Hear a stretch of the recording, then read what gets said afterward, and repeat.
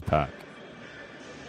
Thank you, Gage. Lots of discussion on Brilla today about legends. What makes a club legend? Well, last Sunday, Harry Kane's 267th goal for Spurs secured legendary status for him and gave his club just a sniff at the Champions League spots. This afternoon, they travelled to the King Power to face a Leicester team on a rare run of 2 wins on the spin, albeit one of those being a squeaky win against Walsall in the FA Cup.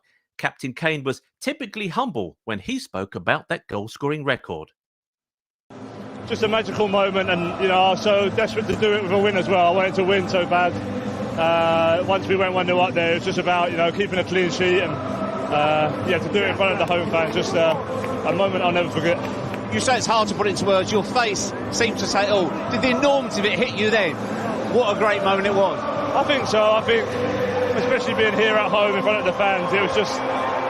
There's been so much talk about it over the last couple of weeks, and I just wanted to get it done as soon as possible. So to do it in a big game against one of the best teams in the world, it's just a special feeling. Let's get the team news from Leicester City from Football Live's Richard Bond. Richard, what have you got for us? Good afternoon and welcome to the King Power Stadium, where we have 14th place Leicester, the team with the second worst home record in the Premier League, against 5th place Tottenham, the second best away record. Harry Kane's solitary goal was enough for Tottenham to beat Man City last time out. He leads the line again once more after scoring 9 in his last 11 against Leicester, side which has made 3 changes today. French goalkeeper Hugo Lloris faces 6 weeks out with a knee injury, meaning ex-Southampton stopper Fraser Forster starts in goal. Spurs are also without Christian Romero, suspended after being sent off against City at White Hart Lane last week, with Japhet Tanganga replacing the Argentinian World Cup winner.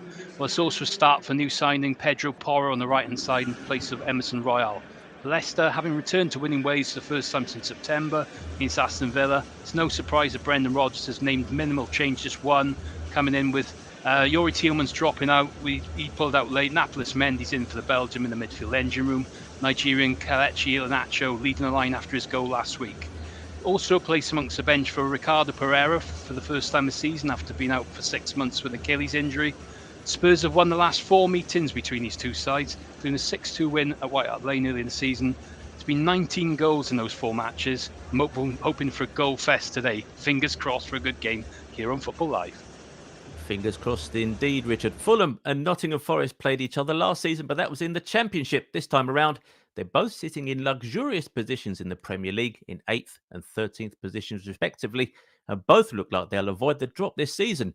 3 points for Fulham puts them within touching distance of a European spot, while Forest will close in on the top half of the table with a win. Forest boss Steve Cooper was glowing in his pre-match assessment of today's opponents.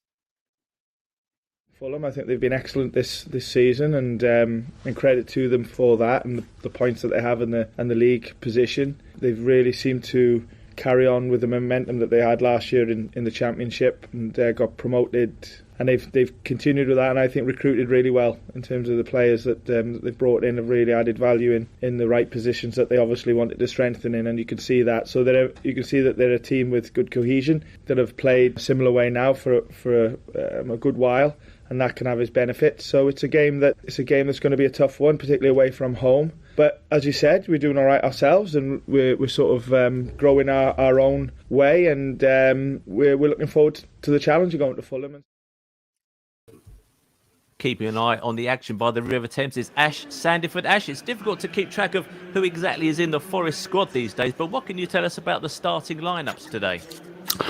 Yeah, good afternoon, everyone. Yeah, starting lineups, no changes for Fulham today from their previous fixture away against Chelsea in that last game. They did make some changes midweek in that away 3-2 victory against Sunderland, so they made changes for that, but they're back to basics today. And in the reverse fixture, funny enough, back in September, they won 3-2 away from home against Nottingham Forest. So Fulham run out with no changes. As for Forest, they come out into this game with a 5-match unbeaten run, keeping 3 clean sheets in this time. The last time they actually lost was against Manchester United back in December. Nigerian international Emmanuel Dennis starts on the bench today. He has had 10 appearances this season so far, but only got 1 goal. And then the rest of the game, we'll be really looking forward to Forest getting themselves back to winning ways. So yeah, Forest, no changes, 2 changes, I should say. Nico Williams is out and Serge Aurier comes in, and Gustavo Scarapa comes in for Danilo. So we're looking forward to this game at Craven Cottage. It's Fulham versus Nottingham Forest. Thank you, Ash. Well, ladies and gentlemen, I know that lots of you are waiting for this one. Our headline game this afternoon is, of course, the game at the Emirates, where Arsenal will be looking to recover from their recent stumbles and that stunning defeat to Everton last weekend. Sorry to remind you of that, Gunners fans.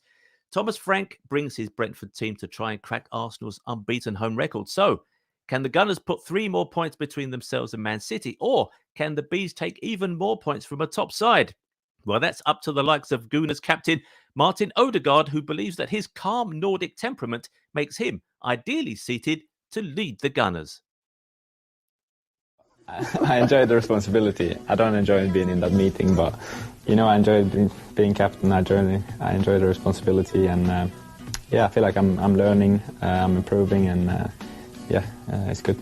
I think I'm a pretty calm person. I don't think I'm someone who will lose it a lot of times, but it can happen. Sometimes if there's something that will upset me or something, it can happen. But I think I'm not someone who will shout a lot and yell and all these things, but I try to do it my way, as I said, and lead by example and do the right things, on and off the pitch, and do what's best for the team. I think that's my way, and we have different people in the team that will do different roles, so I feel like I can be myself, and that's good. Football Live's Pat Noiret has the latest news from the Emirates. Good afternoon, Andrew, and good afternoon, everybody, and welcome to the Emirates, where Arsenal take on, like you said, Brentford. Arsenal currently 5 points clear at the top. But last week, as you said, they had a blip, losing 1-0 away to Everton. As for Brentford, they are good form, actually. They won 3-0 at home to Southampton last week, and they're a really tricky team. They changed their formation during the ball is in play. Right, let's have a look at the team for you. With Arsenal, we've got the same team as they'd have for quite a lot of the games.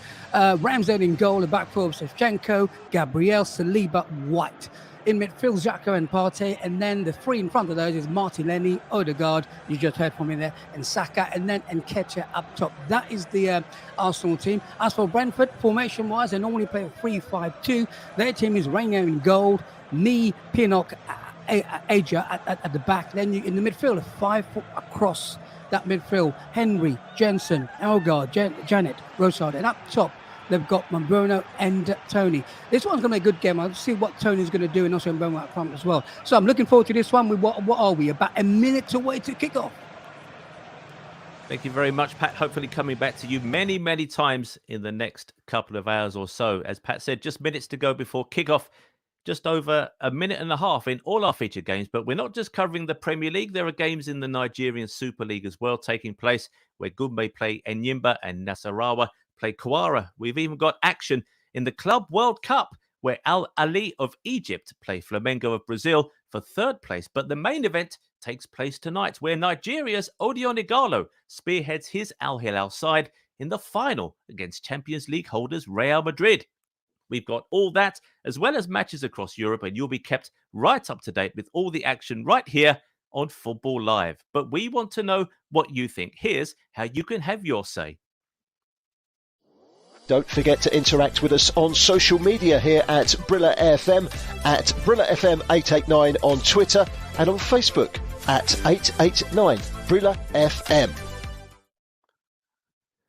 Well, we've got a few games already in play across Europe in the German Bundesliga. Not that many goals, goalless in all games apart from the Hoffenheim-Leverkusen game. Leverkusen a goal up in the first half hour, and Mainz are now 2-1 up against Augsburg in the German Bundesliga, while in Italy, glorious Italy at half-time, Empoli, a man down and 2 goals down already against Spezia.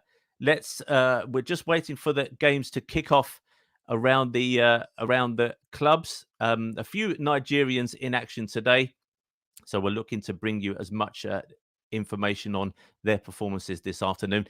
Let's just start things off at the King Power. If we can just pop back to Richard Bond. You raised a few stats there, Richard, about how this game historically in the last 2 or 3 years or so has really gone Tottenham Hotspur's way. What's your feeling about the way that these two clubs are going into this game in terms of form?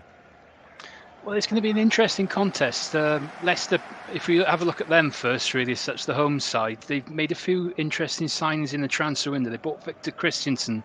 He's a decent right back into their defence, and Harry Souttar, although he did score an own goal last week, it's defensively they've struggled at, and Brendan Rodgers has looked to address this issue. They've also brought in the Brazilian Tete. He's come in on the left-hand side. He's come in now, scored on his debut. Looks a very talented player. It's the club's first ever Brazilian player. For Spurs, you don't know which Spurs are going to turn up, really. I think that's the case. Inconsistencies have been the key for them this season. That's probably why they haven't quite reached into that top four. Very competitive, though. But they'll be confident having such a good record.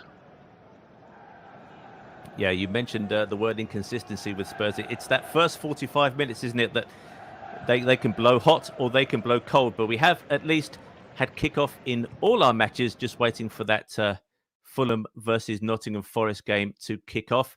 If we can have a quick chat with Ash Sandiford at Craven Cottage, covering Fulham versus Nottingham Forest. Alexander Mitrovic not scored for a few weeks, but he's already equalled his best ever season in the Premier League. Is it a question that Fulham are maybe a bit too reliant on Mitrovic? And if he's not firing, then neither are Fulham? Agreed, to be honest with you.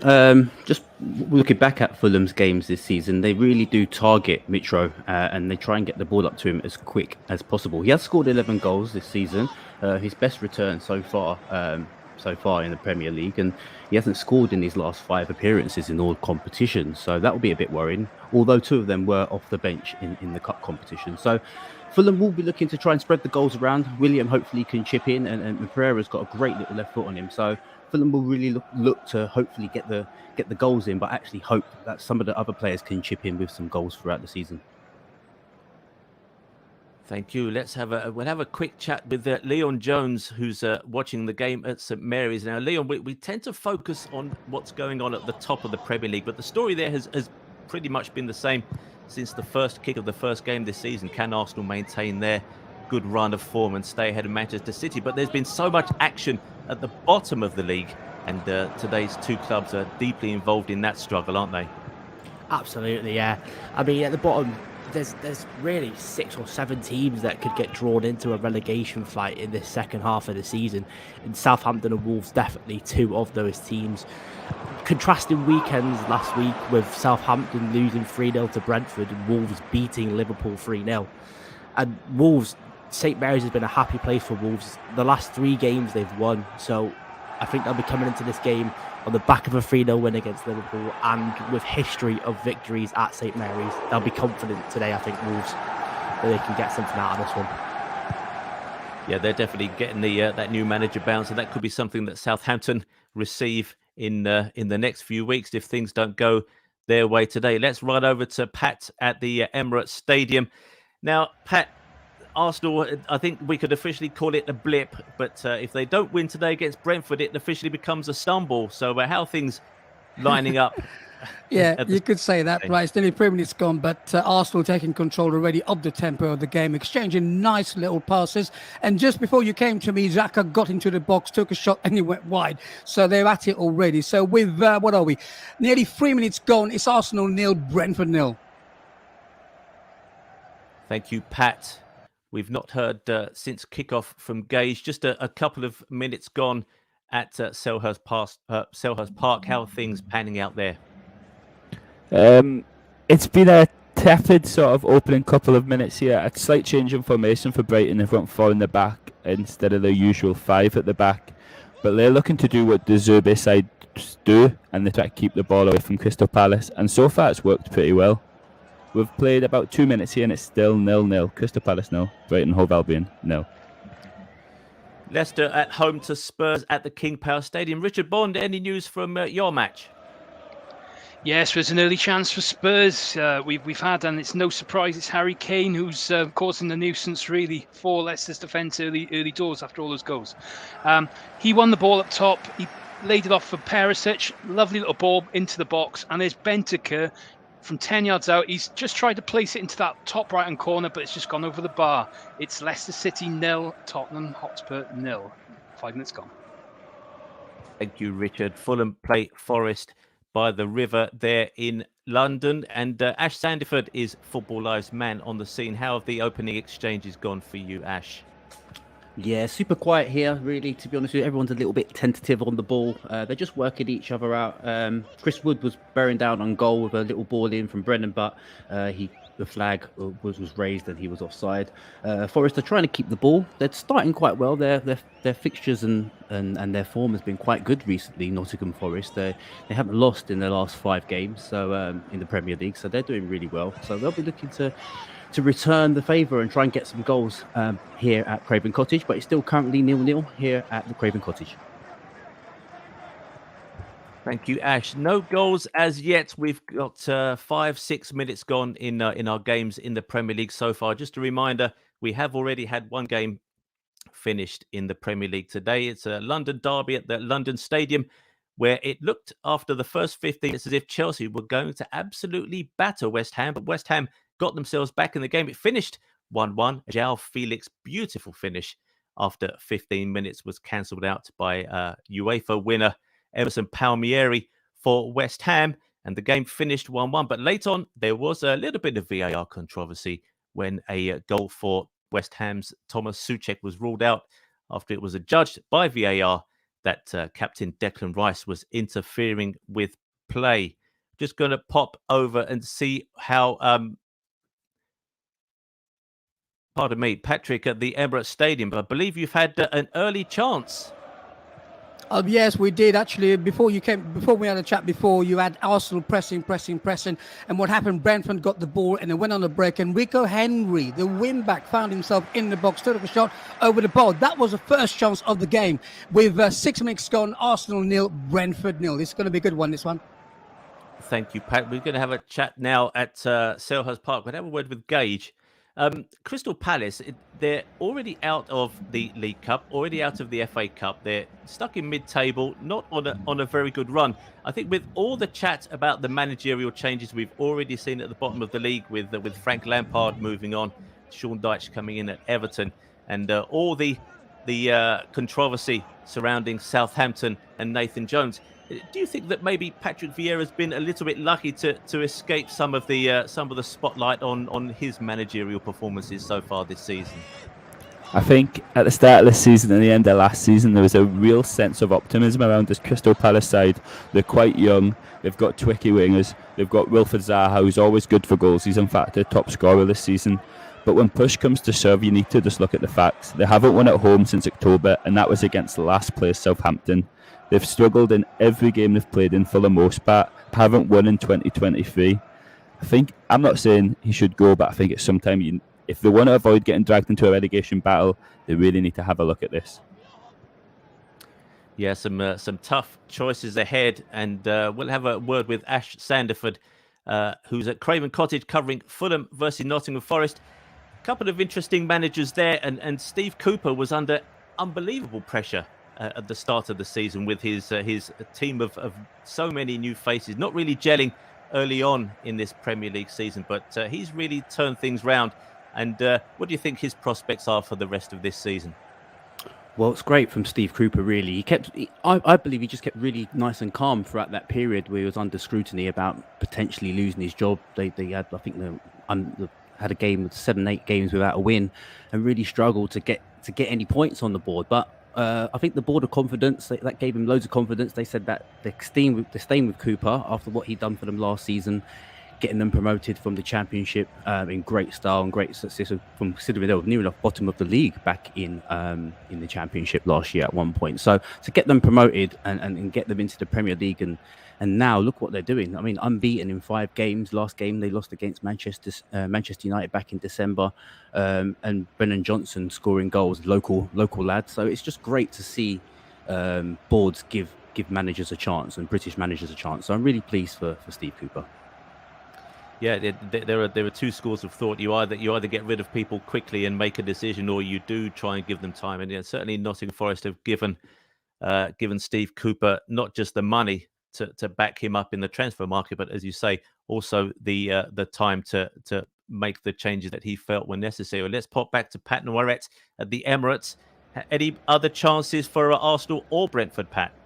Yeah, Arsenal have been attacking. They won the corner on their right-hand side. This step been done before. They took the corner. Shevchenko entered the box, hit the shot over the bar. So that's the first chance for Arsenal. They're a corner. But now with 9 minutes gone, it's still Arsenal 0, Brentford 0. But Arsenal attacking now, trying to get the goal, the early goal.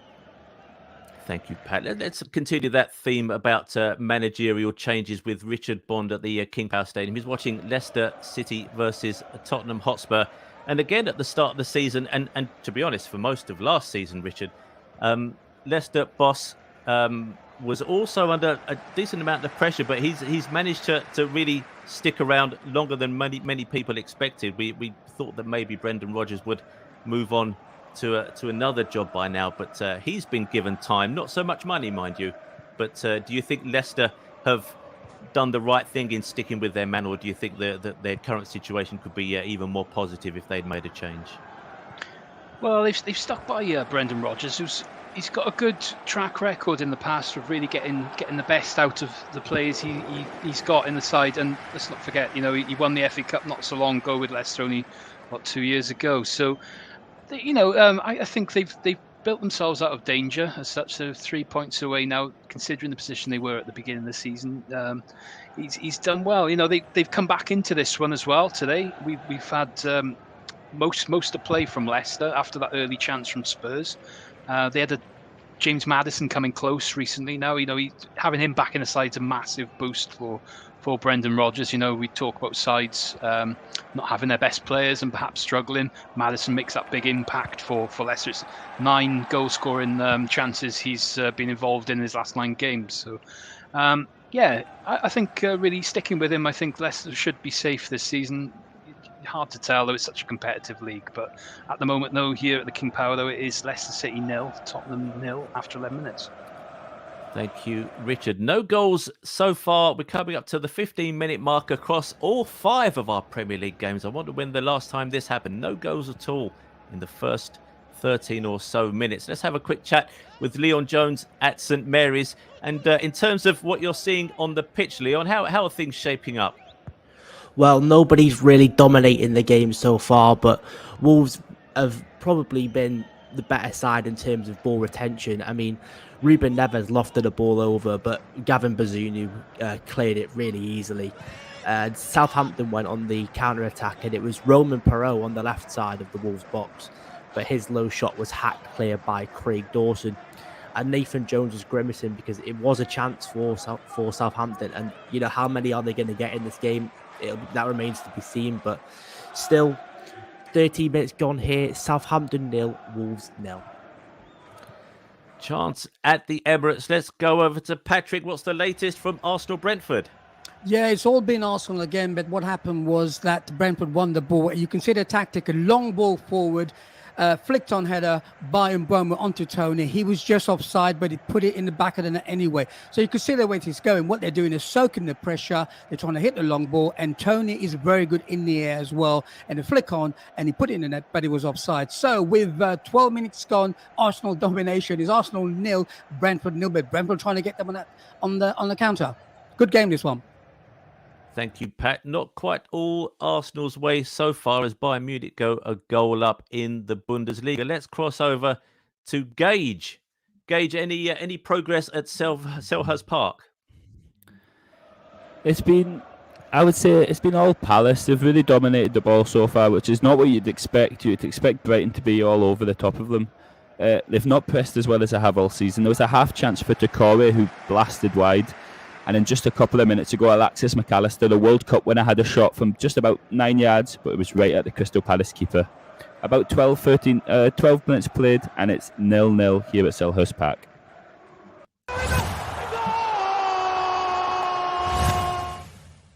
Ladies and gentlemen, we are 15 minutes in, and we have our first goal of the afternoon. It's gone to Tottenham Hotspur, scored by Rodrigo Bentancur, and we'll be crossing back to Richard Bond at the King Power Stadium for his view on that goal as soon as we can. In the meantime, let's just pop back to Pat at the Emirates Stadium. So, Pat, Arsenal's North London rivals already a goal to the good. How are the Arsenal getting on? Still the same as the last time. It's all domination by Arsenal. But what they're doing, actually, they're taking their time in passing that ball. And looking at the stats with regard to possession, is 70-30, obviously Arsenal way. But the way Brentford are playing, they're just dropping back in a low block, try to win the ball, get the ball forward quickly. They've got two up top all the time. With Arsenal, they've got the system in which they play. They leave three at the back, Shevchenko come in the middle, and then they play five up top. So what Brentford are trying to do, isolate the three at the back to get the flick-ons to get at the back of them. They're not going to outpass Arsenal, but for the time being, it's still Arsenal domination on possession, but controlling the game all the time. Is it a matter of time? We don't know. But by doing that, Arsenal got to be aware of that long ball. So with 14 minutes gone, Arsenal 0, Brentford 0. Well, I said that Spurs had scored. They have got the ball in the back of the net, but we're just waiting for VAR clearance of that goal before we go to Richard Bond. In the meantime, let's have a quick chat with Ash Sandiford at Craven Cottage, covering Fulham versus Nottingham Forest. Yeah, real feisty game here at the Cottage. There's been a couple of injuries as well, and some substitutions that Steve Cooper has had to change. So he's had to get Scott McKenna off and replaced. He's put in Felipe there, new signing that they got in the January transfer window, and also Joe Worrell replaces Willy Bolly. So two defensive changes already for Nottingham Forest. So Steve Cooper won't be too happy with that. In terms of the game, Fulham are keeping possession. It's about 56 possessions, 44 at the moment. Not really anything happening here at the Cottage, but I'm sure there'll be a goal soon. So I'm looking forward to seeing if there's going to be any goals here. But it's still currently as it stands, Fulham 0, Nottingham Forest 0. Thank you, Ash. Let's go to our man at the King Power, Richard Bond. The ball is in the Leicester City net, but does it count? Yes, it does indeed, and it's Tottenham who are taking the lead here at the King Power. We knew we'd have goals today, didn't we? And it's Rodrigo Bentancur who's got the goal. Well, it went to VAR, like I said. The referee just wanted to check to see if there was any interference in the goal, but it was a corner for Spurs. Ball came in, lovely ball in. Ben Davies glanced it on. There's Bentancur after a bit of a scramble in the box just to poke it home. Wild celebrations. Tottenham take the lead. Leicester City 0, Tottenham 1, 50 minutes gone here at the King Power. Thank you, Richard. I think this is Bentancur's most productive season in front of goal. Certainly, I think he scored more goals this season than he had done in the entirety of his Juventus career. Let's cross over to St Mary's down on the south coast. Have a word with Leon Jones. We've had one goal this afternoon. Any sign of likewise in your game between Southampton and Wolves? No, not really, not yet. I mean, a couple of half chances. A chance for Jan Bednarek. It was a header from the centre of the box, and it went close, but Jose saw it. I mean, it was a relatively easy save, to be honest with you. And then James Ward-Prowse, he's looking like the true threat for Southampton. He's putting some good balls into the box. So if Southampton are going to score today, it looks like it's going to come from James Ward-Prowse, which is no surprise, really. I think a lot of people are familiar with how good he is from set pieces and from crosses in general. Jan Moutinho looks in a bit of pain, so it remains to be seen if he'll carry on in this game. But 17 minutes gone here. It's Southampton 0, Wolves 0.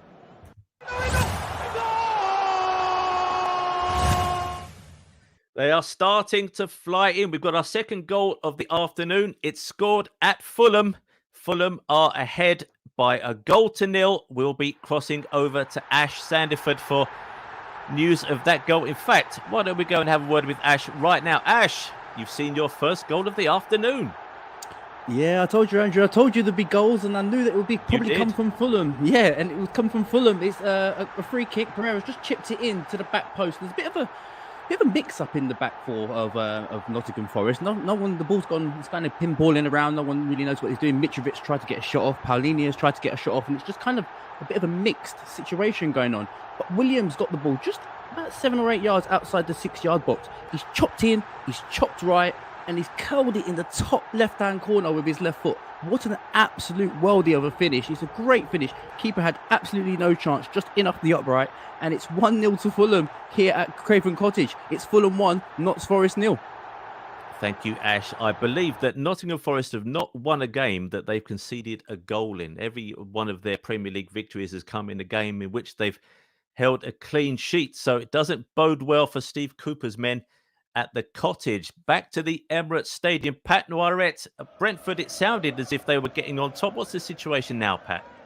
Well, Arsenal are dominating players, as you would say they would do, because Brentford are dropping back and taking, basically passing the ball patiently, very slow patient build-up. And Shevchenko is having a lot of the ball. He gets on the ball, he stays on it, and then he plays the ball, lovely ball into the box, which Saka gets hold of it, being challenged. Also a penalty, of course, the referee waved away. So a chance there, but not, I wouldn't say clear chances, but he was really with tackle. The waving penalty wasn't a penalty, it was a clean tackle. But at the moment, it's all Arsenal trying to get that breakthrough, but they have to be aware at the back. With 19 gone, it's Arsenal 0, Brentford 0.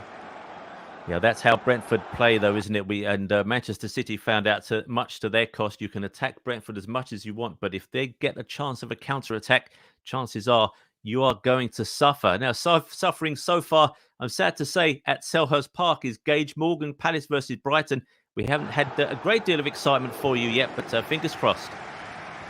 Ever since you left us last, the seaside screw has begun to turn at Selhurst Park. Brighton have been all over them, like I said at the start. They're keeping the ball. Lewis Dunk is switching it from side to side. They've just had a shot not a couple of minutes ago at World Cup winner Alexis McAllister shot to Greita's right, but it was a good save. That's really the biggest chance of the opportunity. But give it time. Brighton are getting right into this game. We've played about 19 minutes. It's Palace 0, Brighton and Hove Albion 0. So let's round up where we are in the Premier League. Earlier on, it finished West Ham 1, Chelsea 1. And in the games that we're covering this afternoon, 0-0 between Arsenal and Brentford, 0-0 between Palace and Brighton. Fulham are a goal to the good against Nottingham Forest. Leicester are a goal down against Tottenham Hotspur. And on the South Coast, Southampton are drawing 0-0 with Wolves. Let's go to the King Power Stadium where Richard Bond saw that goal earlier on from Rodrigo Bentancur. Any response so far from the Foxes? Well, Leicester are having a lot of the ball so far in this game. You know, they're having perhaps not so many chances, but they're dominating the possession. But it's been classic Antonio Conte football. You know, Tottenham have been sucking up the possession, sucking up the opposition's play, and they're just breaking on the counter-attack. Ivan Perisic is having some great play on that left-hand side. The new fullback, Victor Christensen's having perhaps not his best game at the moment. And we seem to be seeing it's quite comfortable for Spurs. You know, I think Brendan Rodgers will look for his Leicester side now to be a bit more offensive now with their play. I think if they're to try and get back into this one a bit now. So at the moment, no further real chances, but it's Leicester City 0, Tottenham Hotspur 1 with about 22.5 minutes gone. Thank you, Richard. Let's pop back to Craven Cottage. Ash Sandiford saw a goal a few minutes ago from Fulham. Any response from Forest? No, not really, Andrew, to be honest with you. It's been quite tentative from Forest. A lot of slow build-up play from both teams, to be honest with you. I didn't really expect anything less in this game. But Fulham are trying to control the game. Again, they've got more of the possession. It's a bit of a nightmare start for Nottingham Forest, having both their centre-backs being taken off as injured already, only 10 minutes into the game. So that's not the ideal start for Steve Cooper and his men. But yeah, they'll be looking to get themselves back into the game because they want to protect that great kind of unbeaten run they've had in the last 5 games, not losing at the turn of the calendar year. But yep, still 1-0 to Fulham. So it's Fulham 1, Notts Forest 0.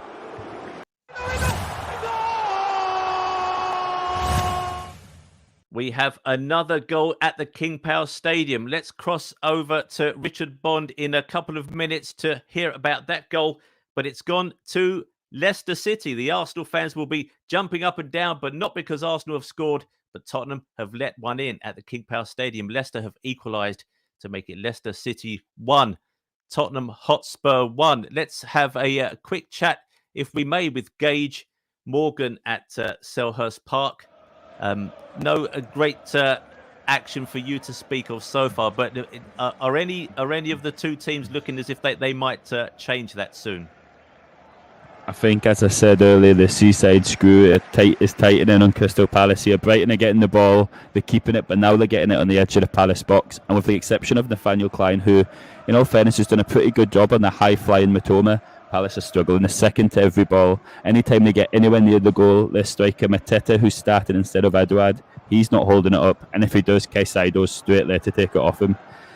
It's looking more likely that Brighton score first. But the last 3 M23 derbies at Selhurst Park have finished 1 each, and the last 3 M23 derbies in general have finished 1 each. So I'm not saying that'll be the score, but it's a pretty safe bet.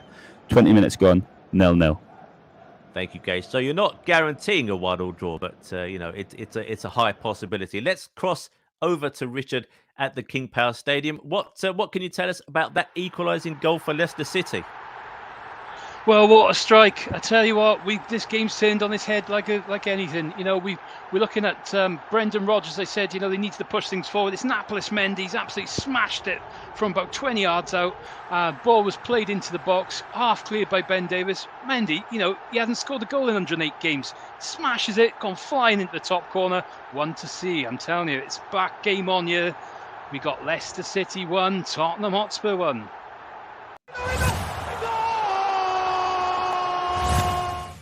Not just that, but we've got a goal at Southampton versus Wolves. It's Southampton 1, Wolverhampton Wanderers 0. We'll be popping over to Leon Jones as soon as we can. Not just that, but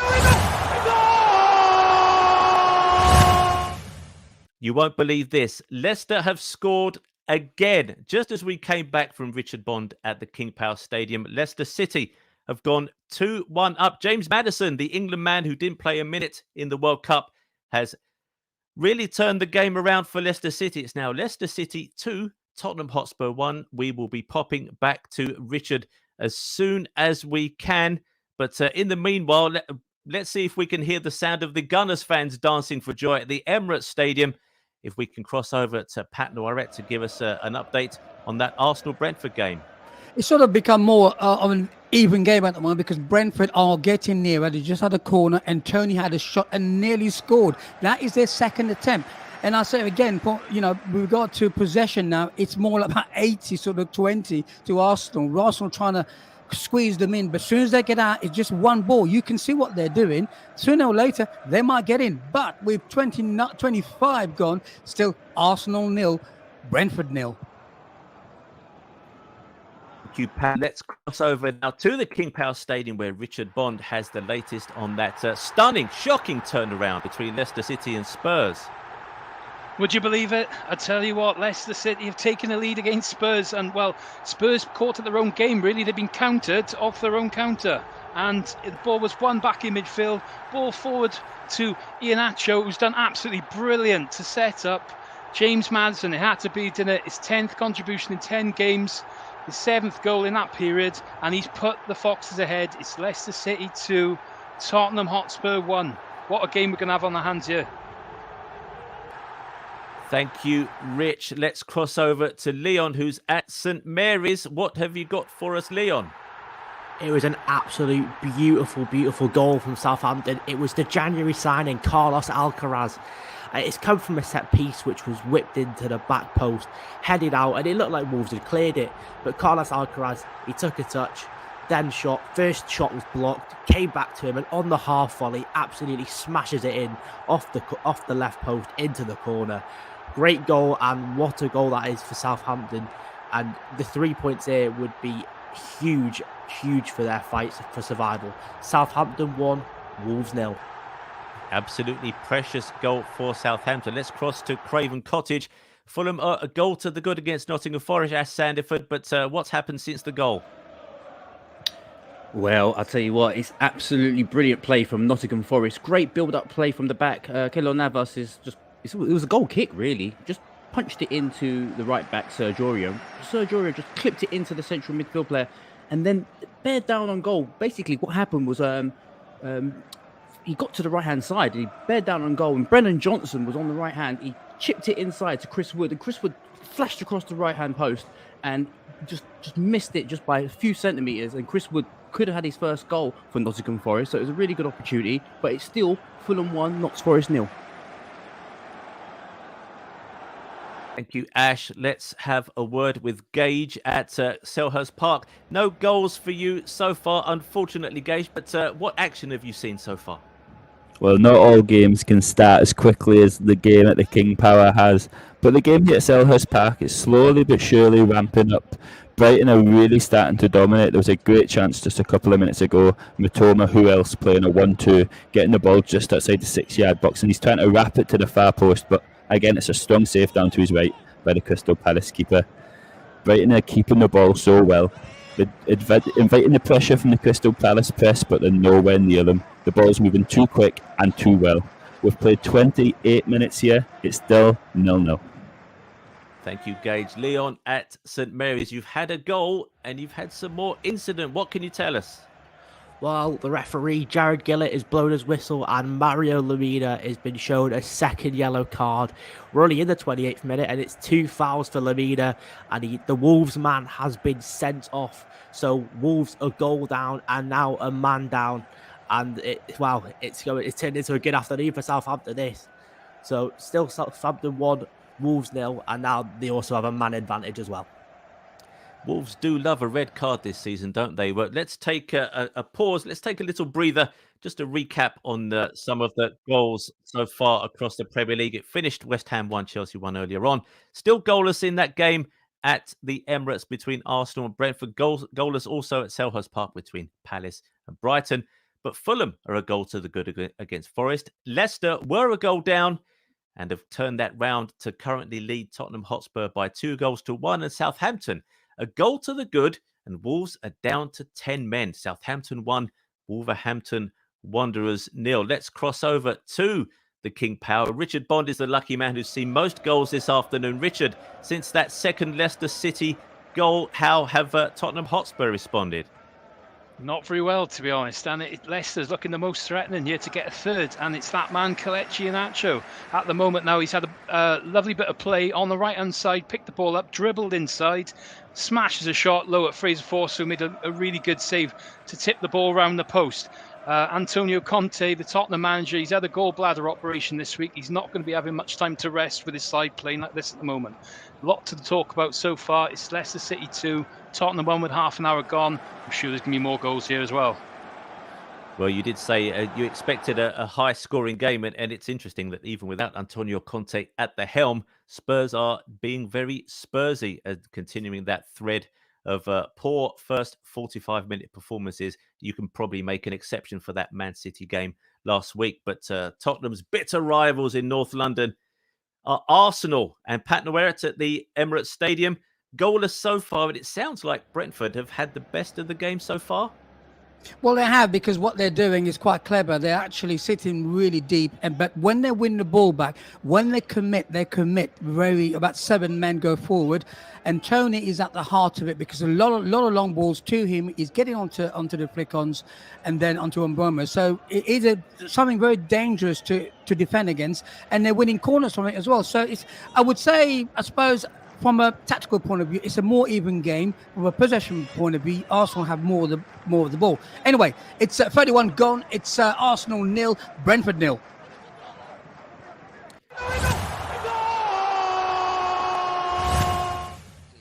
That's the sound we love to hear. We have a goal in one of the games that haven't had a goal yet. It's gone to Brighton and Hove Albion at Crystal Palace. It's a goal for Brighton, and it's Ezepian who has scored the opening goal for Brighton and Hove Albion. We'll cross over to Gage Morgan as soon as we can, but we're pleased to have a goal for him. He did say that he felt that Brighton were pressing and looked the more likely to score.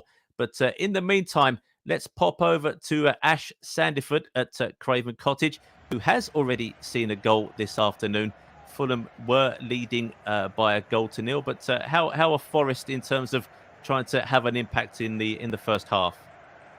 Yeah, they're really starting to get themselves into the game now, creating a little bit more possession for themselves and the rest of their players. I believe Brendan Johnson is starting to get himself on the ball and being quite direct when he gets a chance in the opposition's final third. So Nottingham Forest really trying their best to knock down the door of the Fulham defence, but still no joy as it stands at the moment. Fulham, on the other hand, the most lively player today is usually William. William's looking super lively. He's looking really like his old self when he was back at Chelsea. So he's looking the most player that he's going to probably potentially get himself another goal on the score sheet today.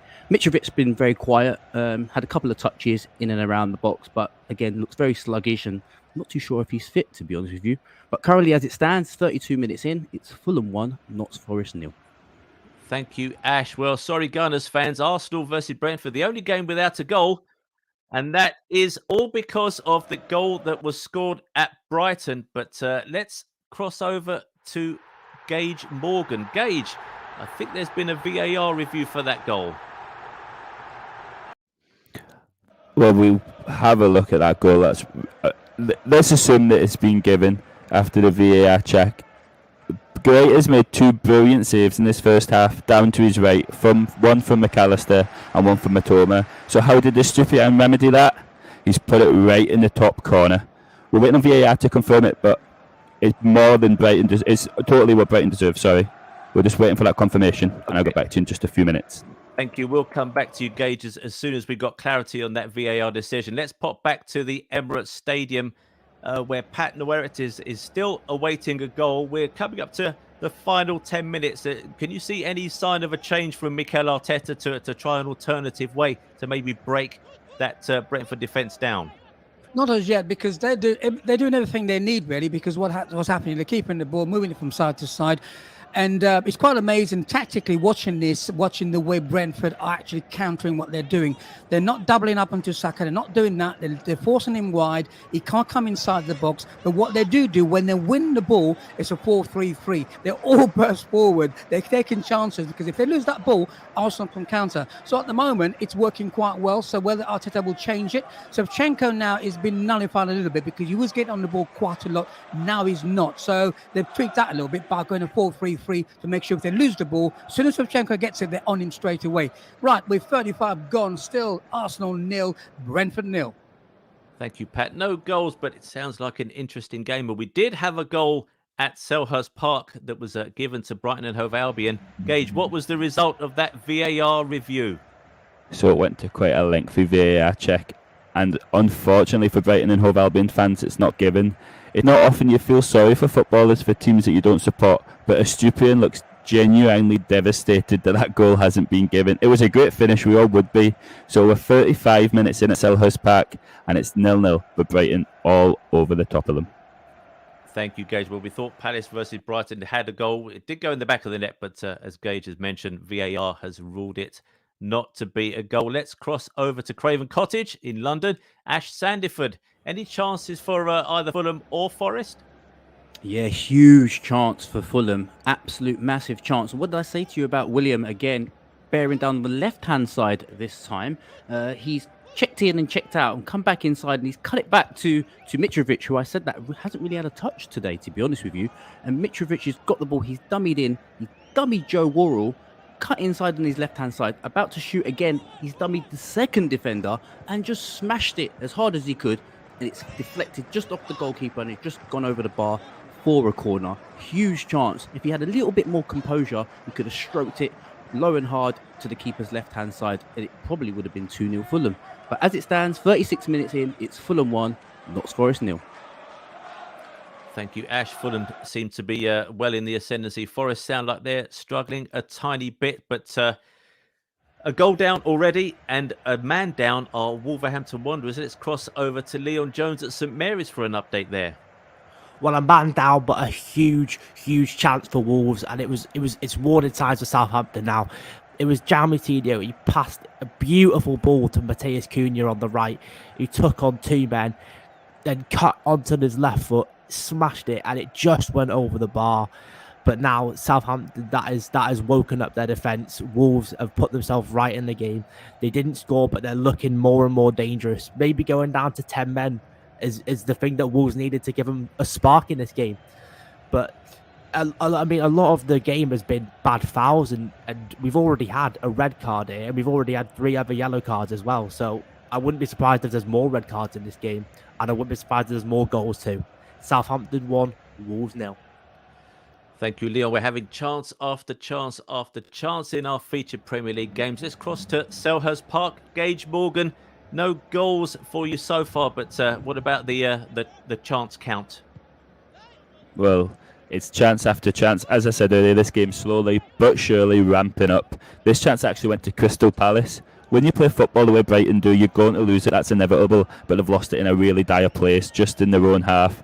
Michael Olise takes it off them. He's driving towards goal, flicks it through to Mateta, the striker, and it's a really top quality tackle for Adam Webster. Back in the first team, goal-saving tackle. We've played 37 here, and somehow it's still 0-0.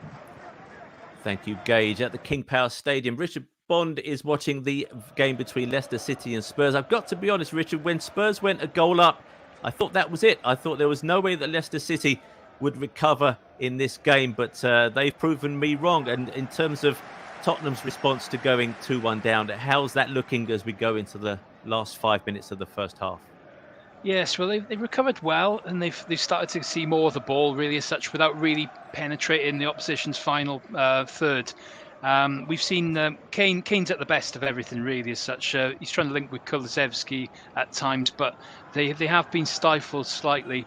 At the moment, Leicester are just hanging in there, really, and looking to get to the break. I can see they've had a few stoppages, really. Napolis Mendy, the goal scorer of that really good goal not so long ago, he went down after a flailing arm.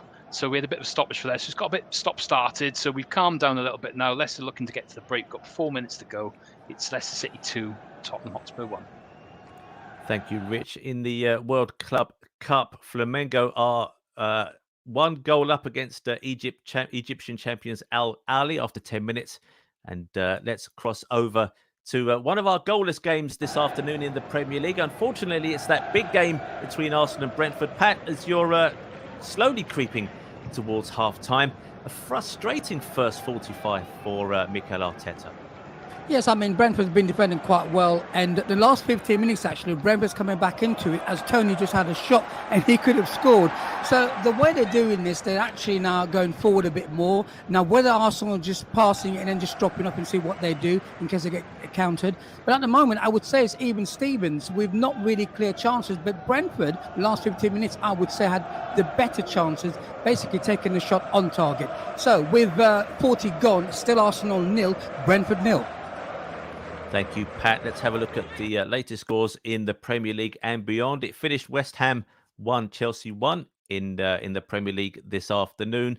Currently, as Pat has said, 0-0 between Arsenal and Brentford. It's 0-0 between Palace and Brighton, although Brighton have had a goal ruled out for offside.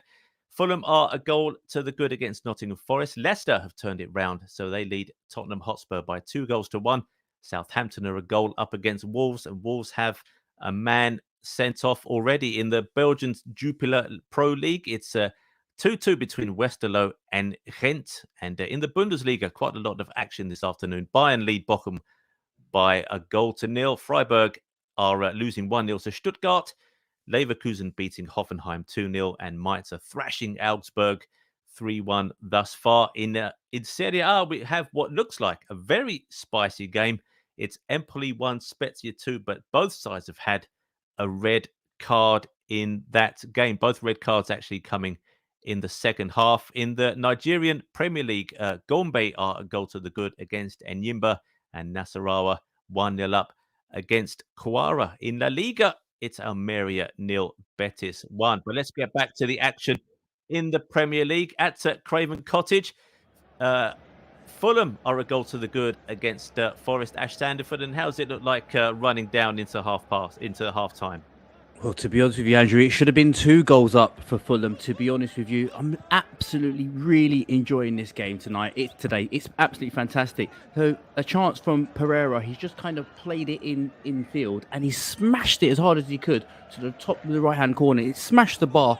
Gone over the bar and for a goal kick, and the bleached blonde-haired Keylor Navas had absolutely no chance if that was going to go on. And then also just shortly after that, Mitrovic had a chance, controlled it on his chest, curled it round the left-hand post, and Navas didn't really have anything to worry about with that one. But every time Fulham get the ball on the attack, they look like they're going to score. So they're the one at the moment that are pressing for the second goal. But as it stands, 42 minutes in, it's Fulham 1, Nottingham Forest 0. Thank you, Ash. At St Mary's, Leon, it sounds like everything in the first 45 has gone Southampton's way with that goal and a red card for Wolves. But have Wolves maybe finished the half on top? No, you're quite right. Southampton have been on top in every aspect. I mean, Wolves have had more cards than they've had shots in this game so far. It's not looking good for Wolves. They came into this game on the high of beating Liverpool 3-0. And it couldn't have been a more contrasting performance. They're letting the fans that have travelled to St Mary's today down. And when the game started, the fans were really rowdy. They were right behind their team, and they've quietened off a lot now because there's nothing to get behind. Wolves are all over the place. They're just making silly fouls. Their heads have gone in this game, and they're only 1-0 down. So I don't know why Wolves are being so reckless with their tackles, but Southampton, you would like to think, are going to take advantage of this. And I mean, this is a true relegation scrap right now. When you consider a red card in the first half and 6 yellow cards now, this is a relegation scrap, well and truly. So yeah, Southampton 1, Wolves 0, about 5 minutes to half time. Thank you, Leon. Let's pop back into the capital, Selhurst Park, to be more precise, where Gage Morgan is watching Palace versus Brighton. You've seen some action, but no goals or at least no goals that stood, Gage. And how was your first half of play finishing off? Yes, still no goals, but not for a lack of trying from both teams. Weirdly, the last 2 times you've came to me, it's a very similar story. Brighton lose the ball where you shouldn't lose it, this time in their own box via Moises Caicedo. Robbed by Jordan Ayew, played into Mateta, and for the second time in 10 minutes, a truly outstanding tackle from Adam Webster to keep it 0-0. He's back in the first team today, and he's earning that. He's essentially saved Brighton from being 2-0 down. Although, on the grand scheme of things, Brighton are really on top, despite those 2 chances. We've played 44 minutes, just shy of half-time, and it's still 0-0. Thank you, Gage. That game at the Emirates is still 0-0, and Pat Noiret has a chance to cover for us. What have you seen, Pat? Yeah, it was Gabriel Martinelli runs onto a pass from the edge of the box, tries luck with a dipping shot, right? It dipped just over the bar, and the goalkeeper was looking at it. Well, thank God it's gone over the bar. Well, I can tell you, right, Arteta is normally animated up and down.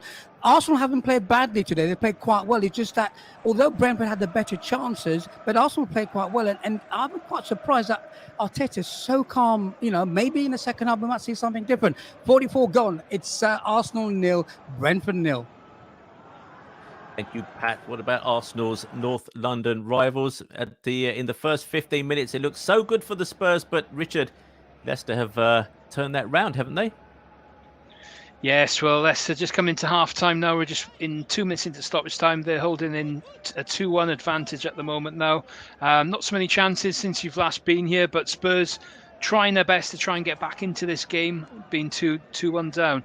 We've just seen at the moment Kulusevski making a nuisance of himself down that right-hand side, and he's been testing Castagna quite well. He produced a ball in. Kane couldn't quite get on the end of it. As for Leicester, really, they've been quite pushed back into the back into defence there. So it's at the moment Leicester City 2, Tottenham 1.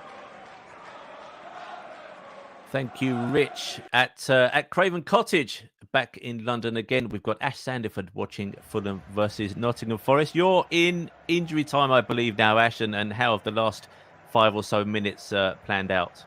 Yeah, so 3 minutes of injury time at the moment, just stepping into that second minute of injury time. And yeah, once again, Fulham probing as usual, pressing. Another chance for Dakova Reed. He smashed the ball again against the defender, but had no chance of really getting around the goalkeeper. It's been pretty quiet from Nottingham Forest in terms of attacks. Bit of a clash of shins from Brennan Johnson, so we'll have to keep an eye on him to see if he will be available for that second half, because he's a really important player for them, scoring 3 in his last 3, Brennan Johnson. So they'll be looking to make sure that they can try and keep him on the pitch for as long as possible. But as it stands, just about 45 seconds to a minute to go until half time. It's Fulham 1, Notts Forest 0. Thank you, Rich. Let's pop over to St Mary's. I think you're in the last few seconds of that game, Leon Jones, but let's just give us an indication of how you've seen the first 45 minutes. Yeah, last few seconds of the half now, and it's going to go into half time. Southampton 1, Wolves 0, and it's been all Southampton this first half, apart from the Cunha chance, which that's really the only thing Wolves have had in this game. Was a half chance for Cunha. It's been all Southampton. They've had 12 shots. They look much more dangerous on the attack, and now with a man advantage going into the second half, Southampton will feel confident they can get 3 points out of this game and move closer to getting out of the relegation zone. So, half time here at St Mary's, it's Southampton 1, Wolves 0.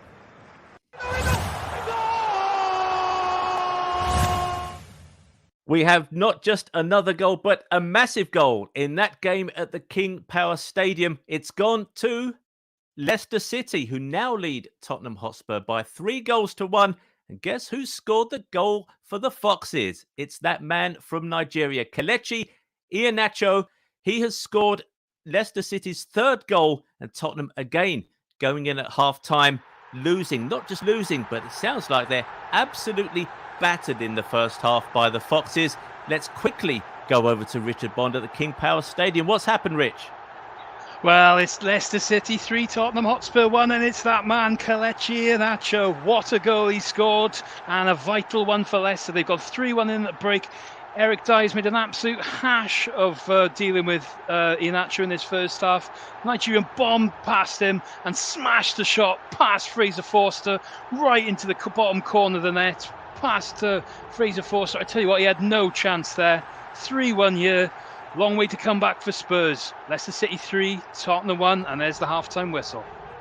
Okay, we have half-time in all our games. Ash, a quick wrap-up from you for Fulham versus Forest. Yeah, half-time here at Craven Cottage. Fulham 1, Notts Forest 0.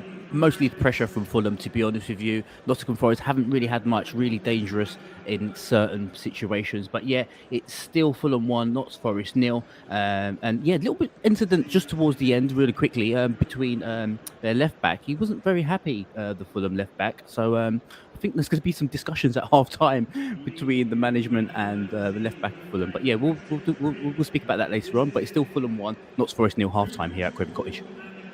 Thank you, Ash. Just a quick wrap-up. We saw that West Ham and Chelsea drew 1-1. At half-time, it's Arsenal 0, Brentford 0, Crystal Palace 0, Brighton 0. Fulham are a goal up against Nottingham Forest. Incredibly, Leicester City are 3-1 up against Tottenham Hotspur. And Southampton a goal to the good against Wolves. Wolves, of course, already have a man sent off. We'll be back in the second half for all of the latest action from all of the games across the Premier League. But just for now, we're going to hand back to the studios of Brilla FM, where FJ is waiting.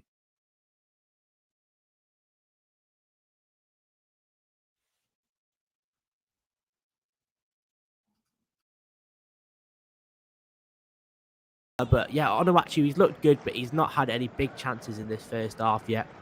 And Southampton, they went off at half-time with a standing ovation, which has not happened often lately. And their spirits are high right now after Alcaraz's goal and Lamina's red card. So we're in for a really good second half here. Maybe Onuachu could get a goal for himself and bolster Southampton's lead. So Southampton 1, Wolves 0. Thank you, Leon. Let's pop over to the King Power Stadium, where let's maintain that thread of Nigerian strikers, where Kelechi Iheanacho has scored a goal for Leicester. Richard, who's watching the game between Leicester City and Tottenham Hotspur, just how has our man for Leicester played so far, the goal aside? Well, it makes a difference really when you've got a striker who's got confidence. He scored last week against Aston Villa, and he scored a brilliant goal this afternoon again. And like I said in my report in the first half, really as such, he's really had Eric Dyer on his tender hooks. Really as such, he's gone past him a couple of times, and Leicester feel as if they're a side that aren't the side down the bottom, but rather challenging for the European placing. Since they equalised, there's only been one team in this half. So it's a long way back for Tottenham. We had a lovely start really for Spurs, and they did take the lead. We forget through Rodrigo Bentancur. It's such a long time ago in the 15th minute. Since then, Nampalys Mendy scored a stunning goal from just outside the box for Leicester to equalise for James Maddison's 8th goal of the season. put Leicester ahead. Spurs tried to come back into the game, but that third goal right on half-time was a bit of a killer blow for Conte's side. And he sent his assistant sent his players out a couple of minutes earlier before the start of the second half now, as we can see just getting underway now. For Spurs now, they're going to have to maybe look at going for the juggler a little bit more and trying to get more numbers into the box, because they're not really creating any real good chances at the moment. Kane aside, really, I would like to see a bit more, if you're a Spurs fan, from those forward-thinking players. Maybe Son not really threatening as such, and Kulusevski getting into a more forward positioning. So looking forward to a good second half here. At the moment, though, it's Leicester City 3, Tottenham 1, 2 minutes into the second half. Thank you, Rich. Well, we've given you all the action so far, and we, fingers crossed, have got lots more to come. But we want to know what you think. Here's how you can let us have your say. Don't forget to interact with us on social media here at Brilla FM, at Brilla FM 889 on Twitter, and on Facebook at 889 Brilla FM. Watching the game between Fulham and Nottingham Forest at Craven Cottage is our man Ash Sandiford. Yeah, 46 minutes in, just a couple of minutes just gone after the first half, and it's still Fulham 1, Nottingham Forest 0. And yeah, really early exchanges in this second half. Nothing really has happened much that's too interesting. But I think Forest need a bit more presence up front at the moment. They currently got Brennan Johnson kind of leading the line, and Morgan Gibbs-White just kind of sitting behind. But they're missing the big Nigerian, who is Taiwo Anwanyi. He's injured at the moment. He's currently injured on the sidelines. He's got a groin injury, so they're missing him, because he started his campaign with Nottingham Forest really well, with scoring 4 goals in his last 16 appearances. So they're missing a big physical presence up front. But at the moment, as it stands, it's still Fulham 1, Nottingham Forest 0, 47 minutes on the clock. Thank you, Ash. Let's cross over to the Emirates Stadium. Pat, any action for you early doors? Yeah, Arsenal's come out of the trap this time. One change, tactical change they've made, and I can see when they get the ball, Ben White is overlapping. He wasn't doing that. He's now overlapping the right-hand side. He went overlap, got the ball into Bukayo Saka. He received a precise pass, and inside the box, he took a shot, and Reina saved it, sent off for a corner. Arsenal now on the front foot all the time. The tactical change they've made, basically overlapping down the right-hand side, which now gives Brentford a sort of problem to solve. Before they were down and up against Saka, now they've got Ben White to deal with as well. Not sure what they're going to do on the other side. Maybe push someone else over there. We'll have to wait and see. With 51 gone, it's Arsenal 0, Brentford 0.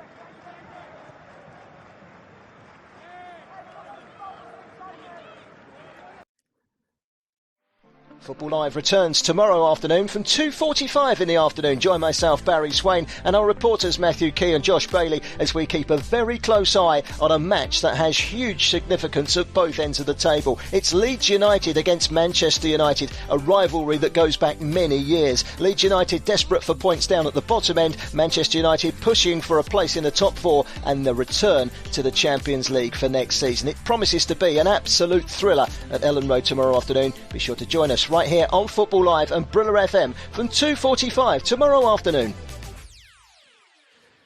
More excitement coming tomorrow from Barry and the team. Let's cross over very quickly to Leon Gage. To Leon, who's watching that game at St Mary's between Southampton and Wolves. Well, Wolves have had more of an attacking threat in the first 5 minutes of this half than they did in the entire of the first half. And it was Sarabia on the left side of the box. His shot was deflected out for a corner off James Ward-Prowse's back. And then the corner, it was a good chance for Kilman, but then it was collected by Bazunu. But the tackles have already started in the second half as well. Mateus Cunha left one on Neves in the midfield. So it looks like there's going to be more cards in this as well, and hopefully some more goals too. Southampton 1, Wolves 0. Sounds like it's all spicing up there on the south coast. Let's cross over to Gage Morgan at Selhurst Pass. No goals for you so far, Gage, but how is the second half shaping up? It's shaping up much the same as the first half. There isn't many teams in the league that are as pleasurable to watch as Brighton. If the ball needs to be won, they win it. If it needs to be passed, it's passed excellently. They're just so crisp and so concise in everything they do. This week I heard them referred to as the Seaside Sassuolo because of De Zerbi's management, and they look exactly the same as that team. They're fired into tackles and they're really dominating possession. We've played 51 here at Selhurst Park. It's 0-0, and as I said in the first half, it's all Brighton. Thank you, Gage. Richard Bond watching that match at the King Power. How has the second half panned out so far? Well, it's Leicester who started the brighter, looking to add to their lead at the moment now, and Tottenham hanging on at the moment a bit. And it was a lovely ball in from James Maddison. There's Kelechi. He's winning that battle all afternoon against Dyer. He's just chested the ball down, played it off to Christensen, the fullback, who just come into overlap into the box to support the striker, and his shot then just flashes wide to the left-hand post. Very tough times for Spurs at the moment now. They need to change something here, I think, if they're to get back in the game. But Leicester very comfortable. 3-1 here, Leicester City 3, Tottenham 1, with 7 minutes into the second half. Yeah, it's an interesting one there, Richard. That Spurs do like to make changes in the second half, but they don't like to make changes early in the second half. So let's see what Spurs have up their sleeves. Let's have a quick chat with Pat Noirette at the Emirates Stadium. I mentioned that Mikel Arteta is going to have to produce a rousing speech to try and get something out of his Arsenal team in the second half. Any sign of that paying off? Yeah, they've come out a different team, Andrew. Definitely different team. It's not the same thing I was watching in the first half. Basically, they're quicker, the movement's faster, they're passing the ball much faster. And Martin Odegaard, he created a space himself inside the penalty box, right? He unleashed a shot, a decent strike towards the bottom right-hand corner, but David Raya makes an astonishing save for a corner. So it seems to me at the moment what you're looking at is Brentford's goalkeepers getting busier, but it's like end-to-end now, which Brentford don't really want that, because if you give Arsenal space, they will find that space. But with 55 gone, it's still Arsenal 0, Brentford 0. Yeah, Brentford prefer to sit back and absorb the pressure, don't they? They don't really like it when it's a ding-dong end-to-end game, as you mentioned, Pat. But let's see how that one pans out. At Craven Cottage, we've got Ash Sandiford enjoying, I think, the game between Fulham and Nottingham Forest. It's Fulham who ended the first half a goal to the good, but Steve Cooper made any changes at halftime to try and switch things up?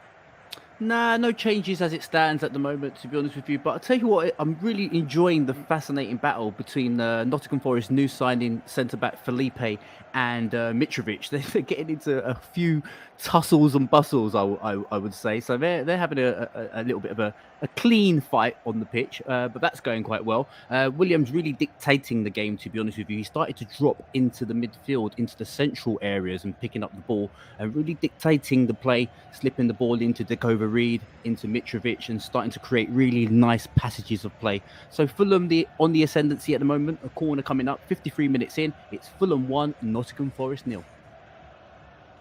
Well, let's not forget that we're starting to move into the Champions League and UEFA Europa League as well next week. We're just going to cross over to the King Power Stadium.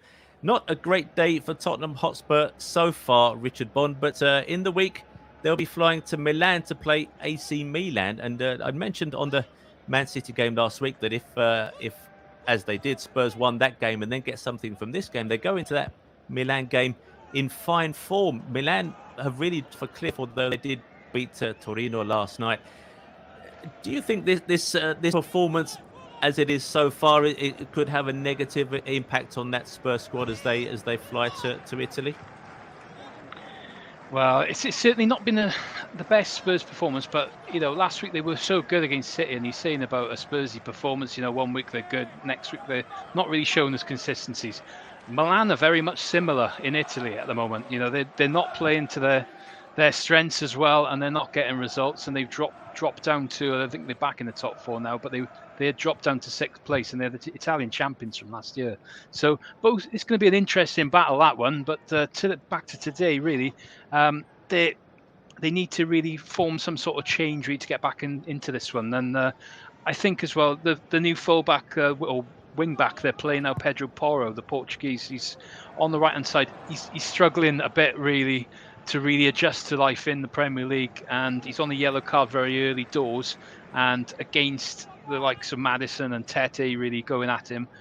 and Iheanacho as well, who's often drifted out to the flank. He struggled there to deal with them. So I think you'll be expecting changes soon for Spurs. But, like you say, today they could change it round and everything looks rosy then if they can get something out of this one going into midweek. But at the moment, though, it's Leicester City 3, Tottenham 1, 58 minutes gone. Thank you, Rich. You've hogged most of the goals today. I feel sorry for Pat at the Emirates Stadium with no goals to his name so far, but some chances I understand. No goals with plenty of action, I can tell you that. The ball, again, a long ball forward. Ivan Toney got hold of it in the box, right? What he did, he turned inside the box, took a shot. I tell you what, he should have scored. I should have been 1-0 Brentford, but the keeper saved it. And so it's end-to-end stuff at the moment. But from a tactical point of view, what Brentford are doing, hitting the ball long, because they've got 3 men on top, and Arsenal are zonal marking. Normally, if you go man for man, then Toney would not have that space. But he's getting space to out the box. So with 59 gone, still Arsenal 0, Brentford 0. What a game we've got. Well, it sounds like you're having fun, at least, Pat, but no goals for you so far. Let's cross over to have a chat with Leon Jones at St Mary's, who's watching Southampton versus Wolves. Well, Khalidine Sulemana looks some player. I mean, he is absolutely rapid. And it was almost 2-0 to Southampton. It was an awful back pass from Max Kilman. And Sulemana used his pace to latch onto that sloppy back pass. And he tried to round the keeper. And Jose Sarr with a last-ditch dive. Brilliant goalkeeping to stop Sulemana rolling it into an empty net. Just after that, Onuachu had a shout for a penalty, but the referee waved it away and he deemed that Onuachu went down too easily. It's been a good start to the second half from Southampton. They're maintaining an excellent tempo and they're moving the ball quickly, and it looks like they're going to add to their lead very soon, I think. So 58 minutes gone here. Southampton 1, Wolves 0. Thank you. There, we just bring you a couple of goals in the Nigerian Premier League. It's now Gombe 1 and Enyimba 2, and we mentioned the Italian champions falling off a cliff. What on earth has happened to PSG in France? They were knocked out of the French Cup during the week, and they're currently 2-0 down away to AS Monaco, the club with a football ground on top of a supermarket, of course. The club that brings us Messi, Mbappe and Neymar have really had a dreadful time of things since coming back from the World Cup, but I'm sure we will hear more of that, maybe even some managerial changes due for the French champions in Paris. Let's cross over to Selhurst Park. Let's have a quick chat at the Palace-Brighton game with Gage Morgan. The first half, full of chances, no goals. Unfortunately, the second half, not even the chances. Brighton are keeping a lot of the ball. Of note in the second half, Will Hughes, who's probably been Crystal Palace's best player, he's went off injured, replaced by Lukonga, who's on loan from Arsenal. Evan Ferguson as well, the wonder kid who's banging form for Brighton. He's came on for Undav. But we've played 60 minutes nearly bang on. Not a whole lot of chances in the second half and no goals. It's 0-0 here at Selhurst Park. Thank you, Gage. Ash Sandyford is watching that game at Craven Cottage between Fulham and Nottingham Forest. Ash, over to you. Any thoughts on the first 20 or so minutes of the second half? Yeah, very even, Stephen, at the moment, to be honest with you. A double substitution from Steve Cooper. He's decided to bring on the Nigerian international, Emmanuel Dennis. He comes on for Gustavo Scarpa, so he is getting into the game. He's only scored 1 goal this season, the Nigerian international, Emmanuel Dennis. He did score 10 goals for Watford in his previous season, so he'll be looking to get himself on the score sheet and get himself going on this season. Also, John Joel Shelvey, he's on with his move from Newcastle. He's on for Oriol Mangala as well. But pretty even, Stephen, here at Craven Cottage. It's currently Fulham 1, Nottingham Forest 0. Over to the Emirates. Pat, any changes at the Arsenal-Brentford game? Yeah, there's been a change by Arteta. He's made his change. Gabriel Martinelli has come off and Trossard has now come on. So we'll have to see if there's going to be changes now, more changes later on. Let's see what Trossard does. But with 63 gone, Arsenal 0, Brentford 0.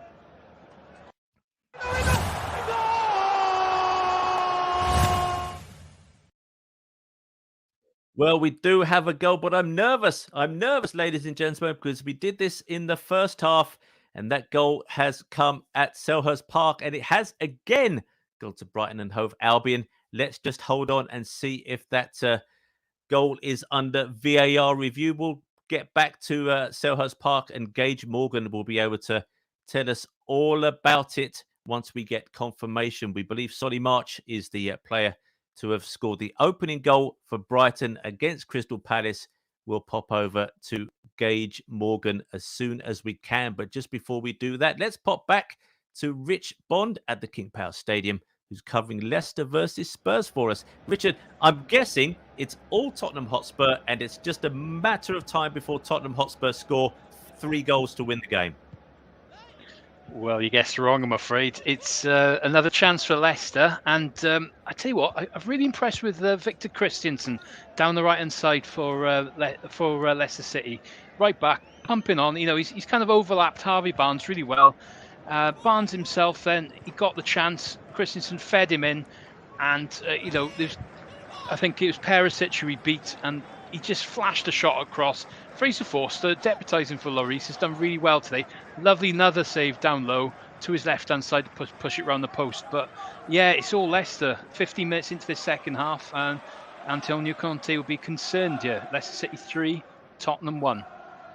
He will, and, this game possibly causing him more pain than that gallbladder operation he had a couple of weeks ago. Let's quickly pop over to the Emirates Stadium. Let's see what the latest is from Pat Nowaret, who's watching Arsenal-Brentford.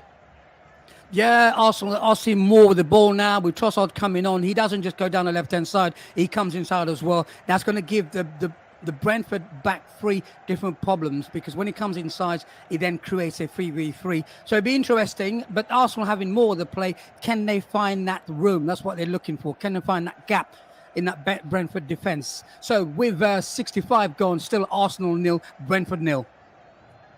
So latest scores in the games that we're covering today, it's still Arsenal 0, Brentford 0. We believe that Palace have gone a goal up against... Brighton have gone a goal up against Crystal Palace to lead 1-0. It's still Fulham 1, Nottingham Forest 0. Leicester still 3-1 up against the Tottenham. And at the bottom, still Southampton 1, Wolves 0.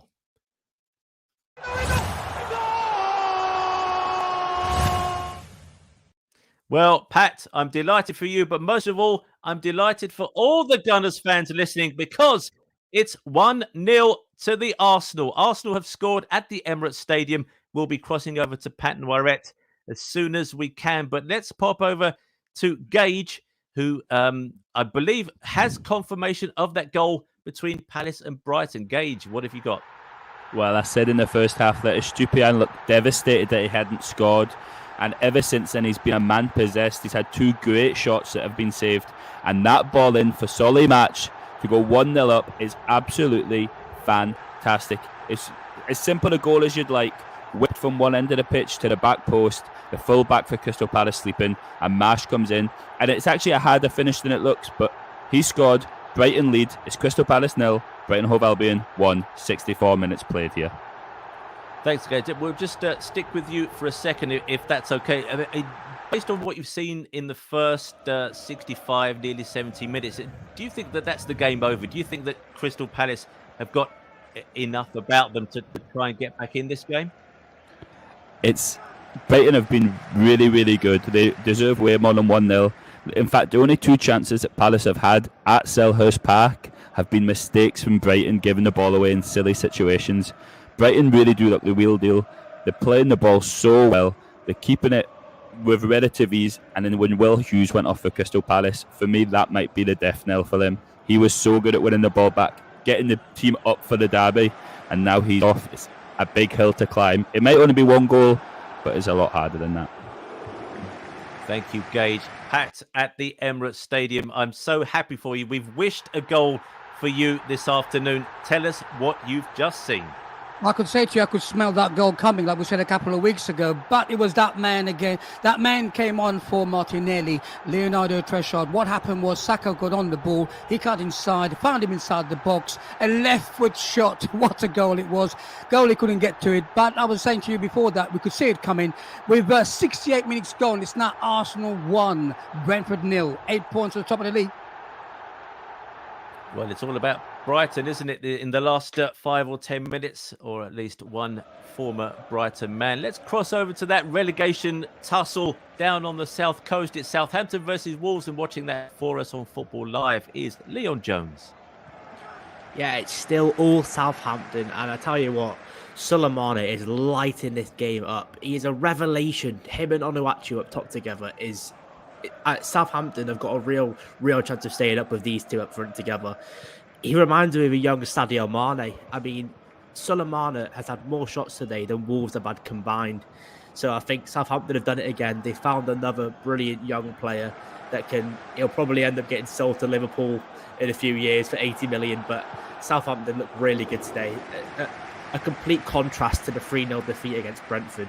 And they'll just want to add another goal just for a bit of security, and this will move them 2 points behind Wolves and up to 17th in the table. So 67 minutes gone here, Southampton 1, Wolves 0. Thank you, Leon. Well, I told you that it looked like Crystal Palace had no way back in their game against Brighton. How wrong I was, because Palace have now equalised. It's Tompkins who's got that equaliser at Selhurst Park for Crystal Palace to make it Crystal Palace 1, Brighton and Hove Albion 1. We'll be crossing over to Gage Morgan very, very soon to get news of that goal. Before we do, let's just pop up to the Midlands, where Richard Bond is at the King Power Stadium watching that game between Leicester and Spurs. Richard, we're waiting for a response from Tottenham Hotspur, but I'm not seeing any indications of that. Yes, and things went from bad to worse for Spurs. They've lost Rodrigo Bentancur through injury in the last few minutes. He went down under an innocuous challenge, really, and he's been replaced by Pape Sarr. Now, as Tottenham look for some sort of life back into this game, it's been a bit stop-start in the second half, but Brendan Rodgers, like Leicester, have been very physical this afternoon. They've won this midfield battle, getting 4 bookings for it in the hindsight as well. But they are playing particularly well. But it's a side you don't often think of, a Rodgers team. Tottenham will have to look for the offensive change, I think, in the next couple of minutes now if they are to get back in this one. So we've got about 22 minutes to go here. Leicester City 3, Tottenham 1. Thank you, Rich. Let's now cross over to Gage for news of that goal at Selhurst Park.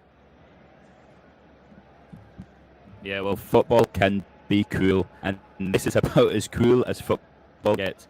As I've waxed lyrical about all show, Brighton have been really, really good. And then, just like that, a pretty innocuous ball in behind. Webster fouls Mateta. A ball in from Elise, which, with all due respect, isn't the highest of quality. And the Brighton keeper drops it. And he drops it at the experienced feet of James Tompkins. He flicks it in, and Palace equalise. It's Crystal Palace 1, Brighton and Hove Albion 1, completely against enough play, 70 minutes gone. Thank you, Gage. Well, I've been saying to Richard Bond that it's just a matter of time before Tottenham get back in this game. And I am having a shocker because, ladies and gentlemen, it's a goal at the King Power Stadium, but it's gone to Leicester City, and it's Harvey Barnes, the young Leicester starlet, who has scored that goal to make it, listen to this, Leicester City 4, Tottenham Hotspur 1. It's under VAR review. So before we head back to Rich at the King Power Stadium, let's give you the latest scores in the games that we're featuring. One game that kicked off and finished before we started this afternoon. West Ham drew 1-1 with Chelsea. It's currently Arsenal 1, Brentford 0, Palace 1, Brighton 1, Fulham 1, Forest 0. We believe it's Leicester 4, Tottenham Hotspur 1, and Southampton 1, Wolves 0. Although Wolves are down to 10 men. In fact,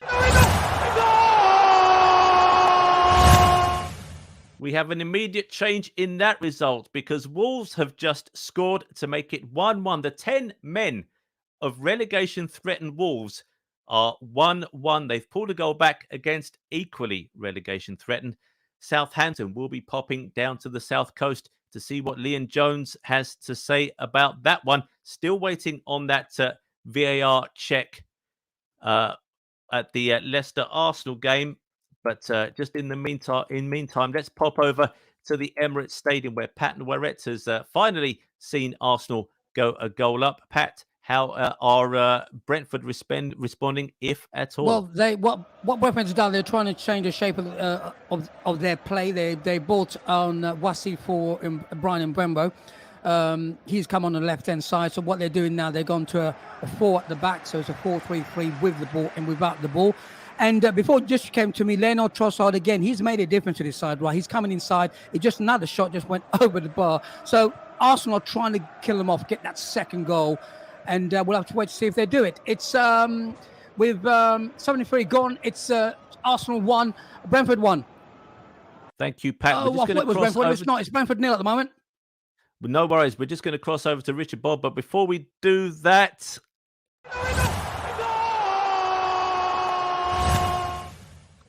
time is of the essence. Would you believe the second we come back from Pat at the Emirates, it's a goal to Brentford. It's Arsenal 1, Brentford 1 at the Emirates Stadium. And we'll be popping over to Pat Noiret for news of that goal.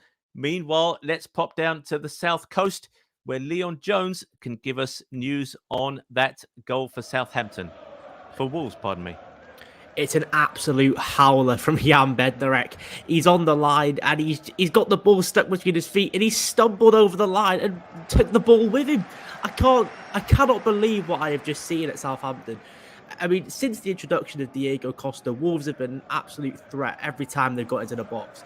And Southampton players are just panicking. And this is an awful, awful mistake from Bednarek. The ball has gone, it's been caught between his feet and he's just stumbled backwards and almost fell over the line with the ball.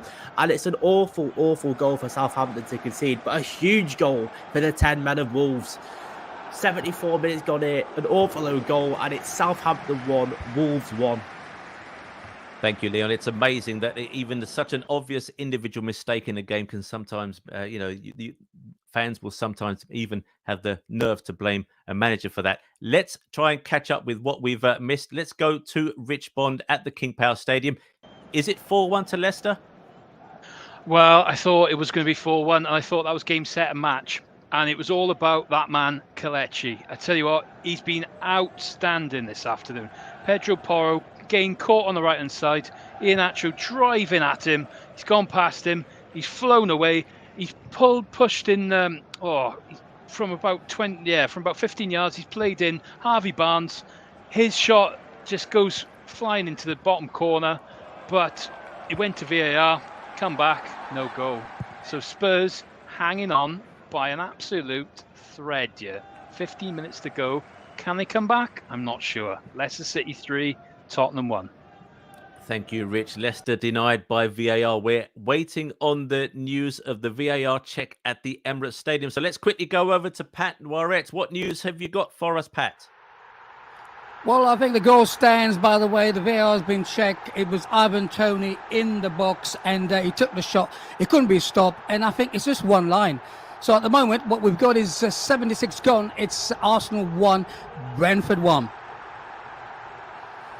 An equaliser for Brentford at the Emirates Stadium. Let's cross over to Ash Sandiford, who's watching Fulham versus Nottingham Forest. We've had a couple of responses in our other matches. What have we seen so far from Nottingham Forest?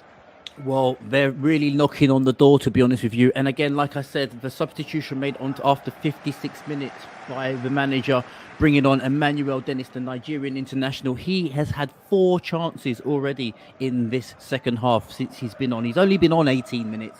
He's blazed 2 over the bar. He's hit 2 at the goalkeeper. And he's prodded and prodded. He really should score more goals, Emmanuel Dennis. He's such a dangerous player. He should really score more goals. But to be honest with you, at the moment, it's still Fulham 1, Nottingham Forest 0. But Nottingham Forest really on the attack and really trying to get that equaliser.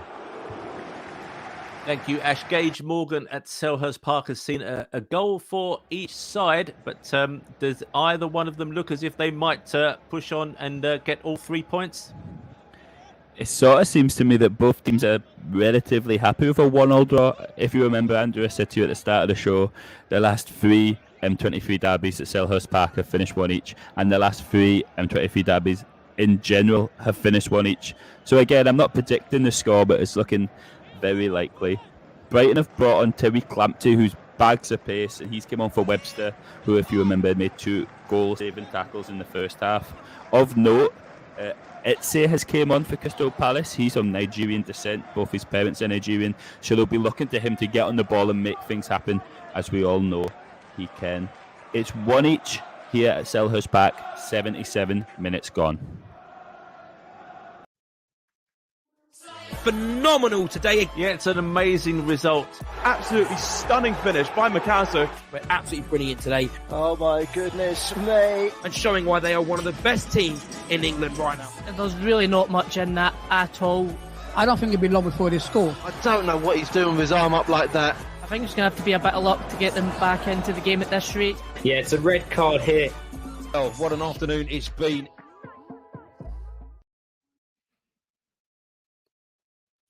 Let's have a roundup of where we are in the Premier League at the moment. It finished West Ham 1, Chelsea 1 earlier on today. We got about 11 minutes in our Premier League games. We're looking at Arsenal 1, Brentford 1 at the Emirates. It's Crystal Palace 1, Brighton 1.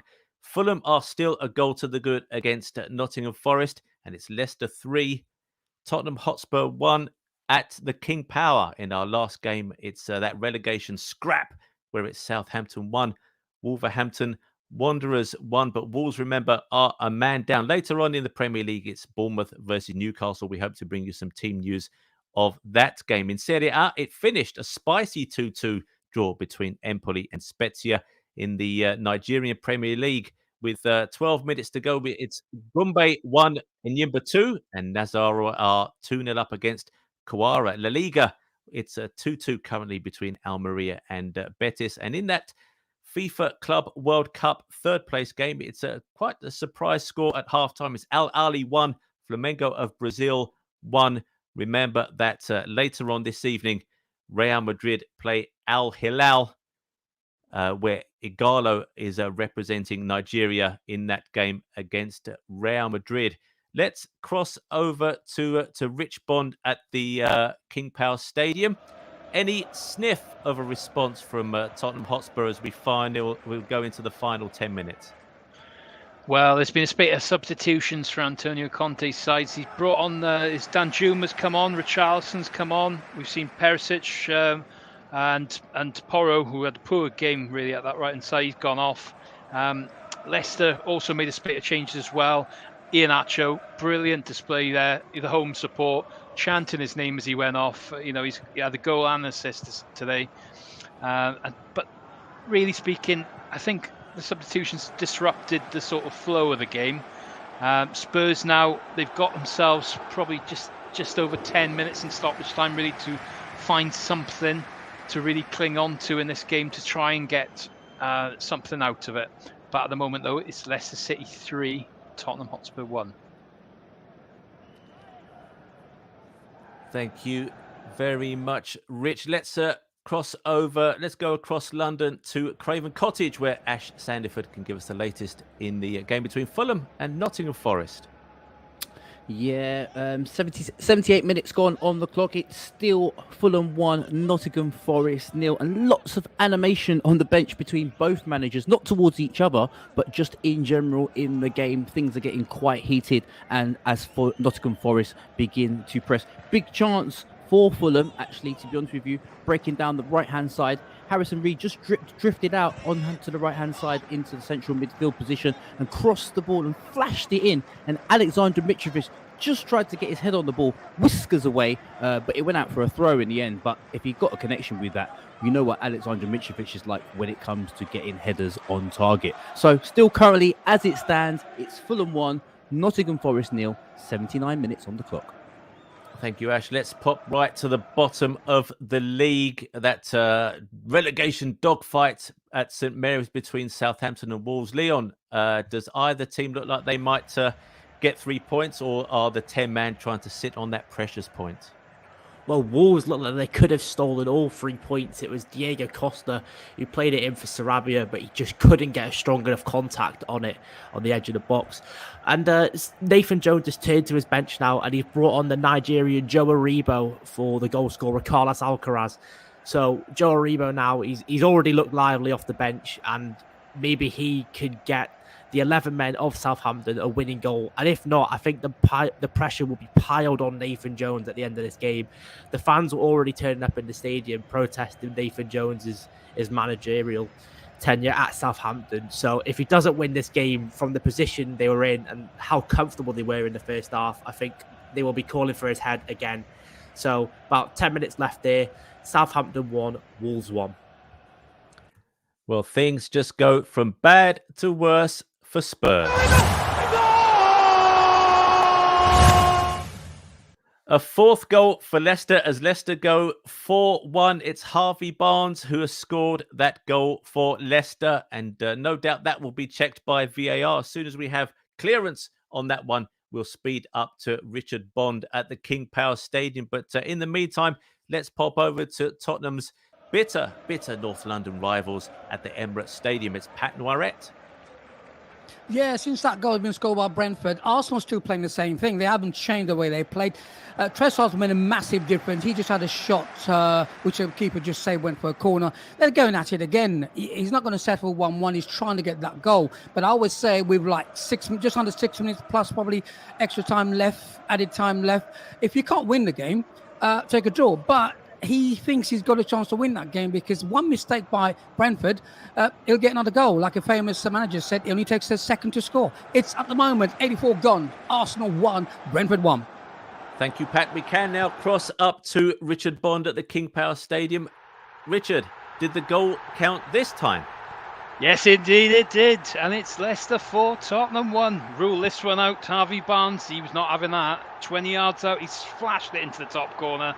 Played in by man of the match, James Maddison. Well, you could say probably Kelechi has just been just as good, but Maddison's played him through. He's just absolutely belted it. You know, slight find of frustration in having his early goal disallowed, but Tottenham 6s and 7s at the back. Tell you what, they're not coming back from it now. It's 9 minutes to go. It's Leicester City 4, Tottenham 1.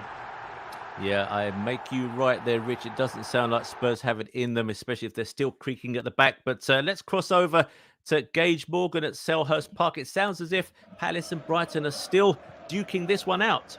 Still duking it out, Andrew. Chances don't get much bigger than that. All day, Brighton and Hove Albion have been doing set pieces from the training ground, little flicks, little runs off. But for the first time all game, they whip a corner into the box with no fuss, no hassle. And Alexis McAllister, the World Cup winner, is 6 yards out, free header, and he doesn't even hit the target. That's really criminal from, as I've mentioned a few times, a World Cup winning centre mid. We've paid 85 here, and it's one each, as this game often is. Thank you, Gage. We're just running down the clocks to the final whistles in our featured matches. Let's cross over to Craven Cottage, get the latest from that Fulham Forest game from Ash Sandiford. Yeah, currently still Fulham 1, Nottingham Forest 0, and an injury to Serge Aurier. He looks like he's really struggling, so he's just about to come on. They're just making the change now as we speak. Also, double change and double substitution for Fulham. Mitrovic again goes with another game without scoring. That's no goals in 6 for Alexander Mitrovic. He's now coming off for Vinicius. I think the Dakova Reed is also coming off now for Harry Wilson, who scored midweek against Sunderland in that FA Cup 4th round replay. But as it stands, currently Fulham 1, Notts Forest 0, 6 minutes to go. Ash, if I could just stay with you for a second. So Mitrovic has gone up. He's by far Fulham's primary goal threat. But you mentioned in the first half that you suspected if he may not be fully fit. Did you pick up anything like that in the second half? Yeah, I'm looking at him. He just doesn't look his usual self. He's not the quickest, usually Alexander Mitrovic, but he looks a lot more mobile when he's fit. He takes a lot of knocks because the way how his game plan is, he gets amongst the defenders. He had a great little battle, like I said earlier, with Felipe, who's just signed for Nottingham Forest. This is his first start since the January transfer window, Felipe. So he had a great little battle. So he has huffed and puffed, but really hasn't had many chances to break down that Nottingham Forest defence. So he doesn't look fully fit. And I know they rely on him, Fulham. So Fulham will be looking to protect him. That's probably why he's coming off now, and Vinicius is on. So, like I said, 85 minutes gone, probably with a few more minutes of extra time. But maybe it's Fulham 1, it's Nottingham Forest 0.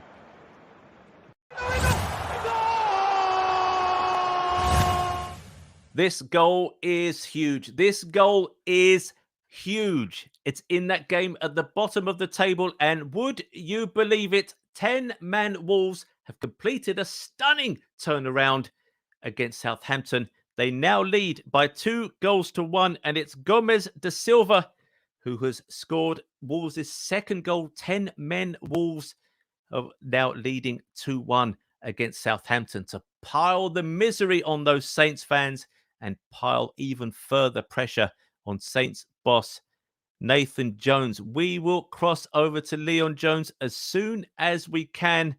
But just for a second, let's pop back to that game at the King Power Stadium. Richard Bond, you're watching that game between Leicester and Spurs. Have Spurs given up?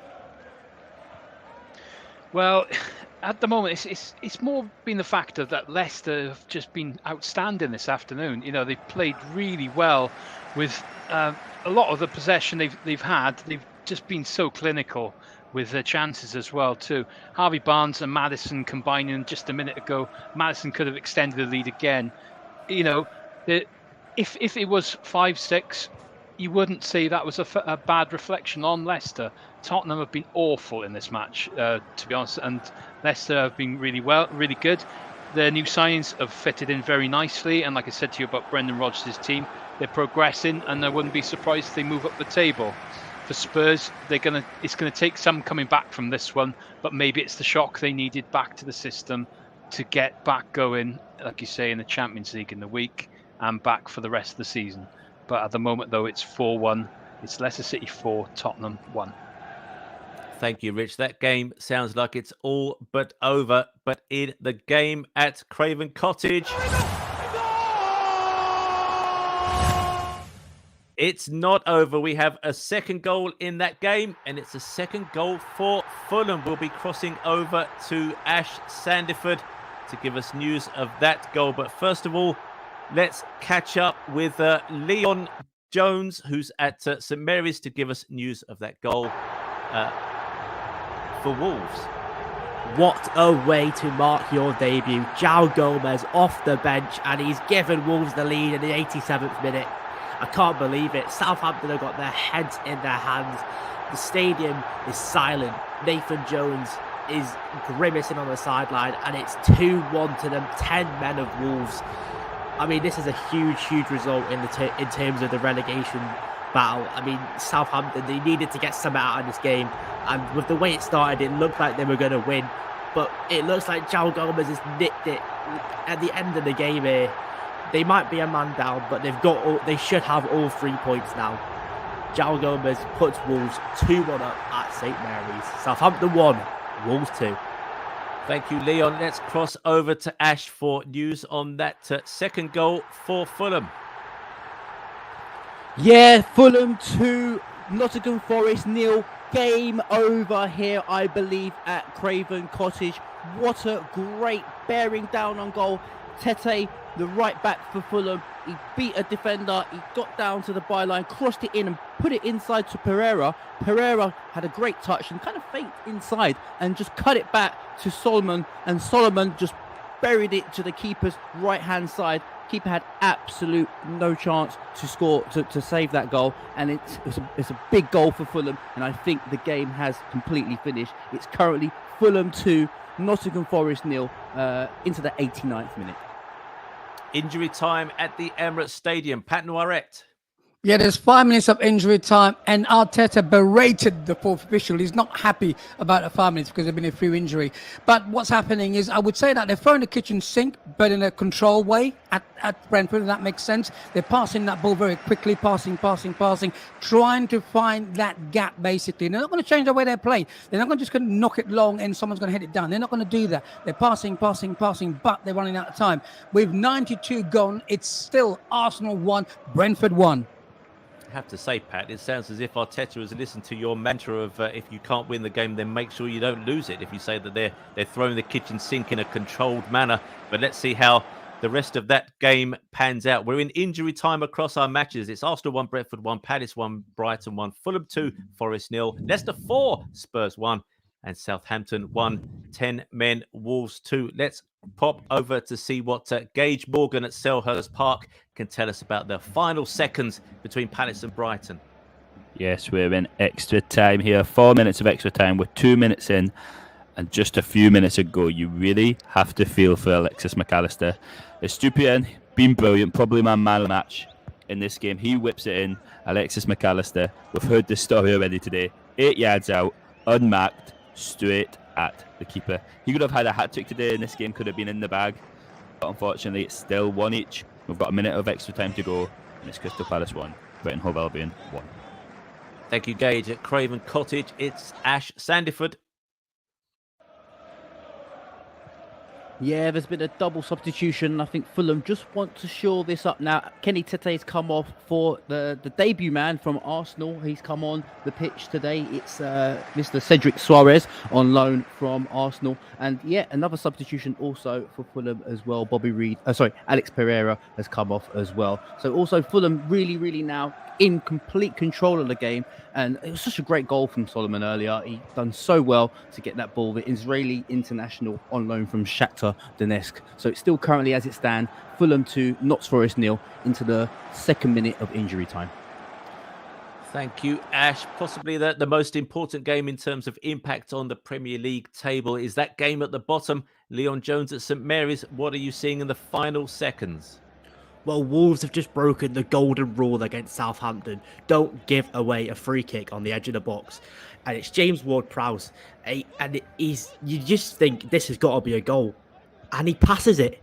And I can't believe what I've just seen. James Ward-Prowse, the free kick expert, one of the best free kick takers in Premier League history, passes the ball from the free kick.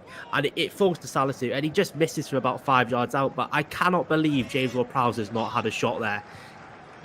Southampton fans let out a huge collective groan, and the game now is about 4 minutes of added time left. It's still Southampton 1, Wolves 2. Well, Leon, I hope for Nathan Jones's sake that wasn't an instruction from the bench and that it was James Ward-Prowse's idea not to shoot from that free kick. We are getting final whistles across our games. I can tell you it's finished 1-1 at Selhurst Park. And we're now going to cross to Patrick Noiret, who's watching the final seconds of that game at the Emirates Stadium between Arsenal and Brentford. How's the game? Is it petering out without incident, Pat? No, it's not, because Arteta is still giving mouthful to the fourth official. Then Brentford out of the corner, okay? They had like every man in the 18 box area from this corner, with the goalkeeper just on the halfway line. The ball came in, someone fouled Shevchenko, and then the brawl sort of started. I think the referee sorting this out. With, what are we now? I'm just looking, 96 gone with injury time. It's Arsenal 1, Brentford 1. This game's still on, can still get a goal. Okay, well, one game has finished, as I mentioned. Let's cross over to Gage Morgan to tell us how things finished at Selhurst Park between Palace and Brighton. It's that same old story in the M23 derby. Believe it or not, it's finished 1 each. Crystal Palace still hunting for a home win. They've not had one since the end of October. They really seem to be missing Wilfried Zaha. He loves scoring against Brighton. He's got 8 goals against him in 14, and they really could have used him today. For the most part, Brighton pretty good. Alexis McAllister, 2 golden opportunities missed for Brighton. But in the most part, Brighton haven't lost this year. Palace haven't won, and that continues. Great game here at Selhurst Park. Thank you, Gage. We're getting final whistles. As I say, we had quite a lot of extra time added to most of our games. The Arsenal game is in the 9th minute now of injury time. Let's cross over to Ash at Craven Cottage. Have you heard that sweet final whistle, Ash?